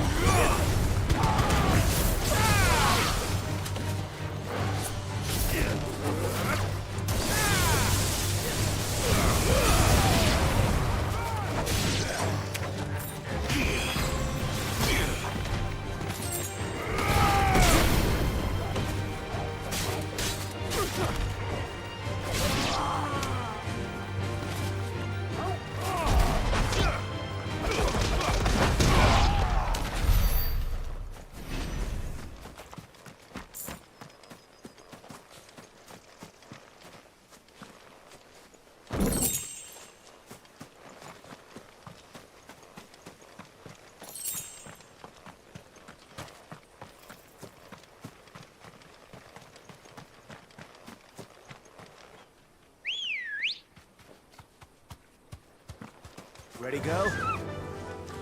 Fly, Ambrosia.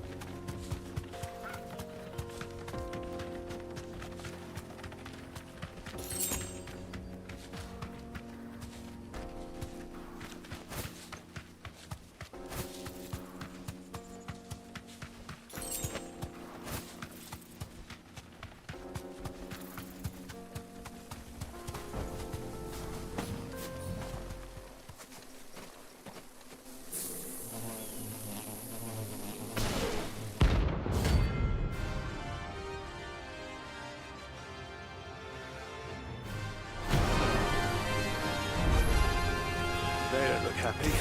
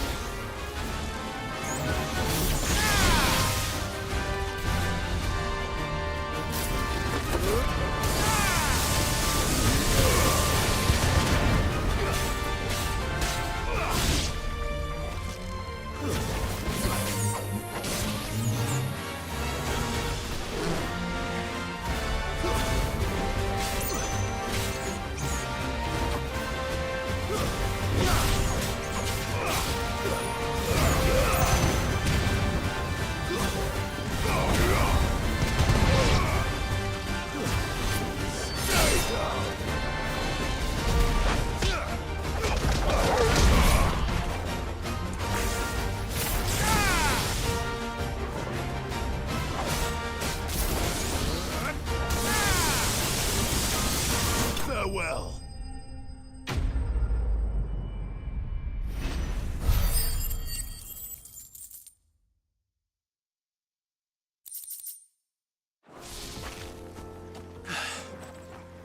Peace at last.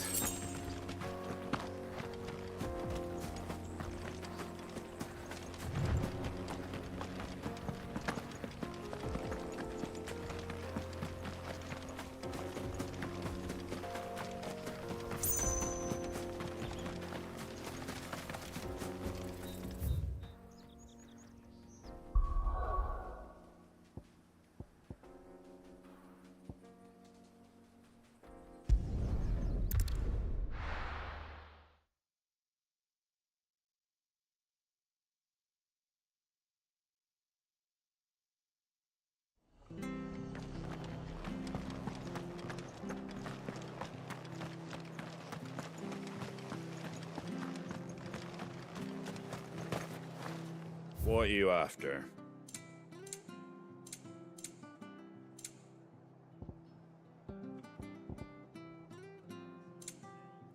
That all, is it? Thank you for sticking with us. Those of us who are still here have to look after each other.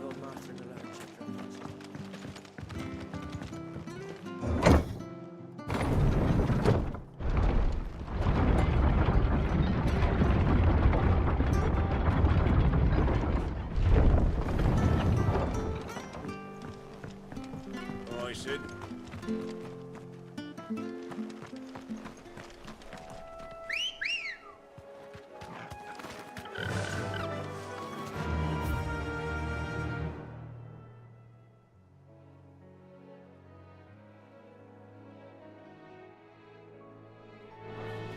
Faster!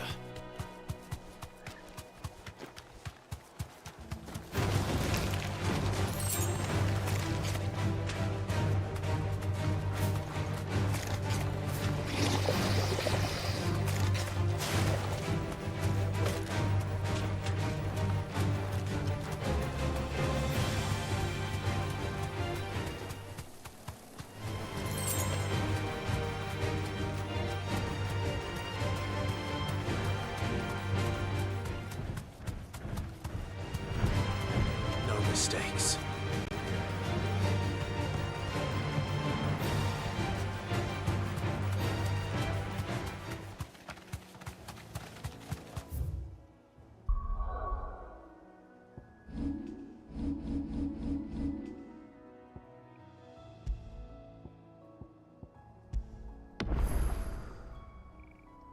I'm gonna end this stream for now. It's dinner time. So, yeah. Thank you for watching and see you all soon.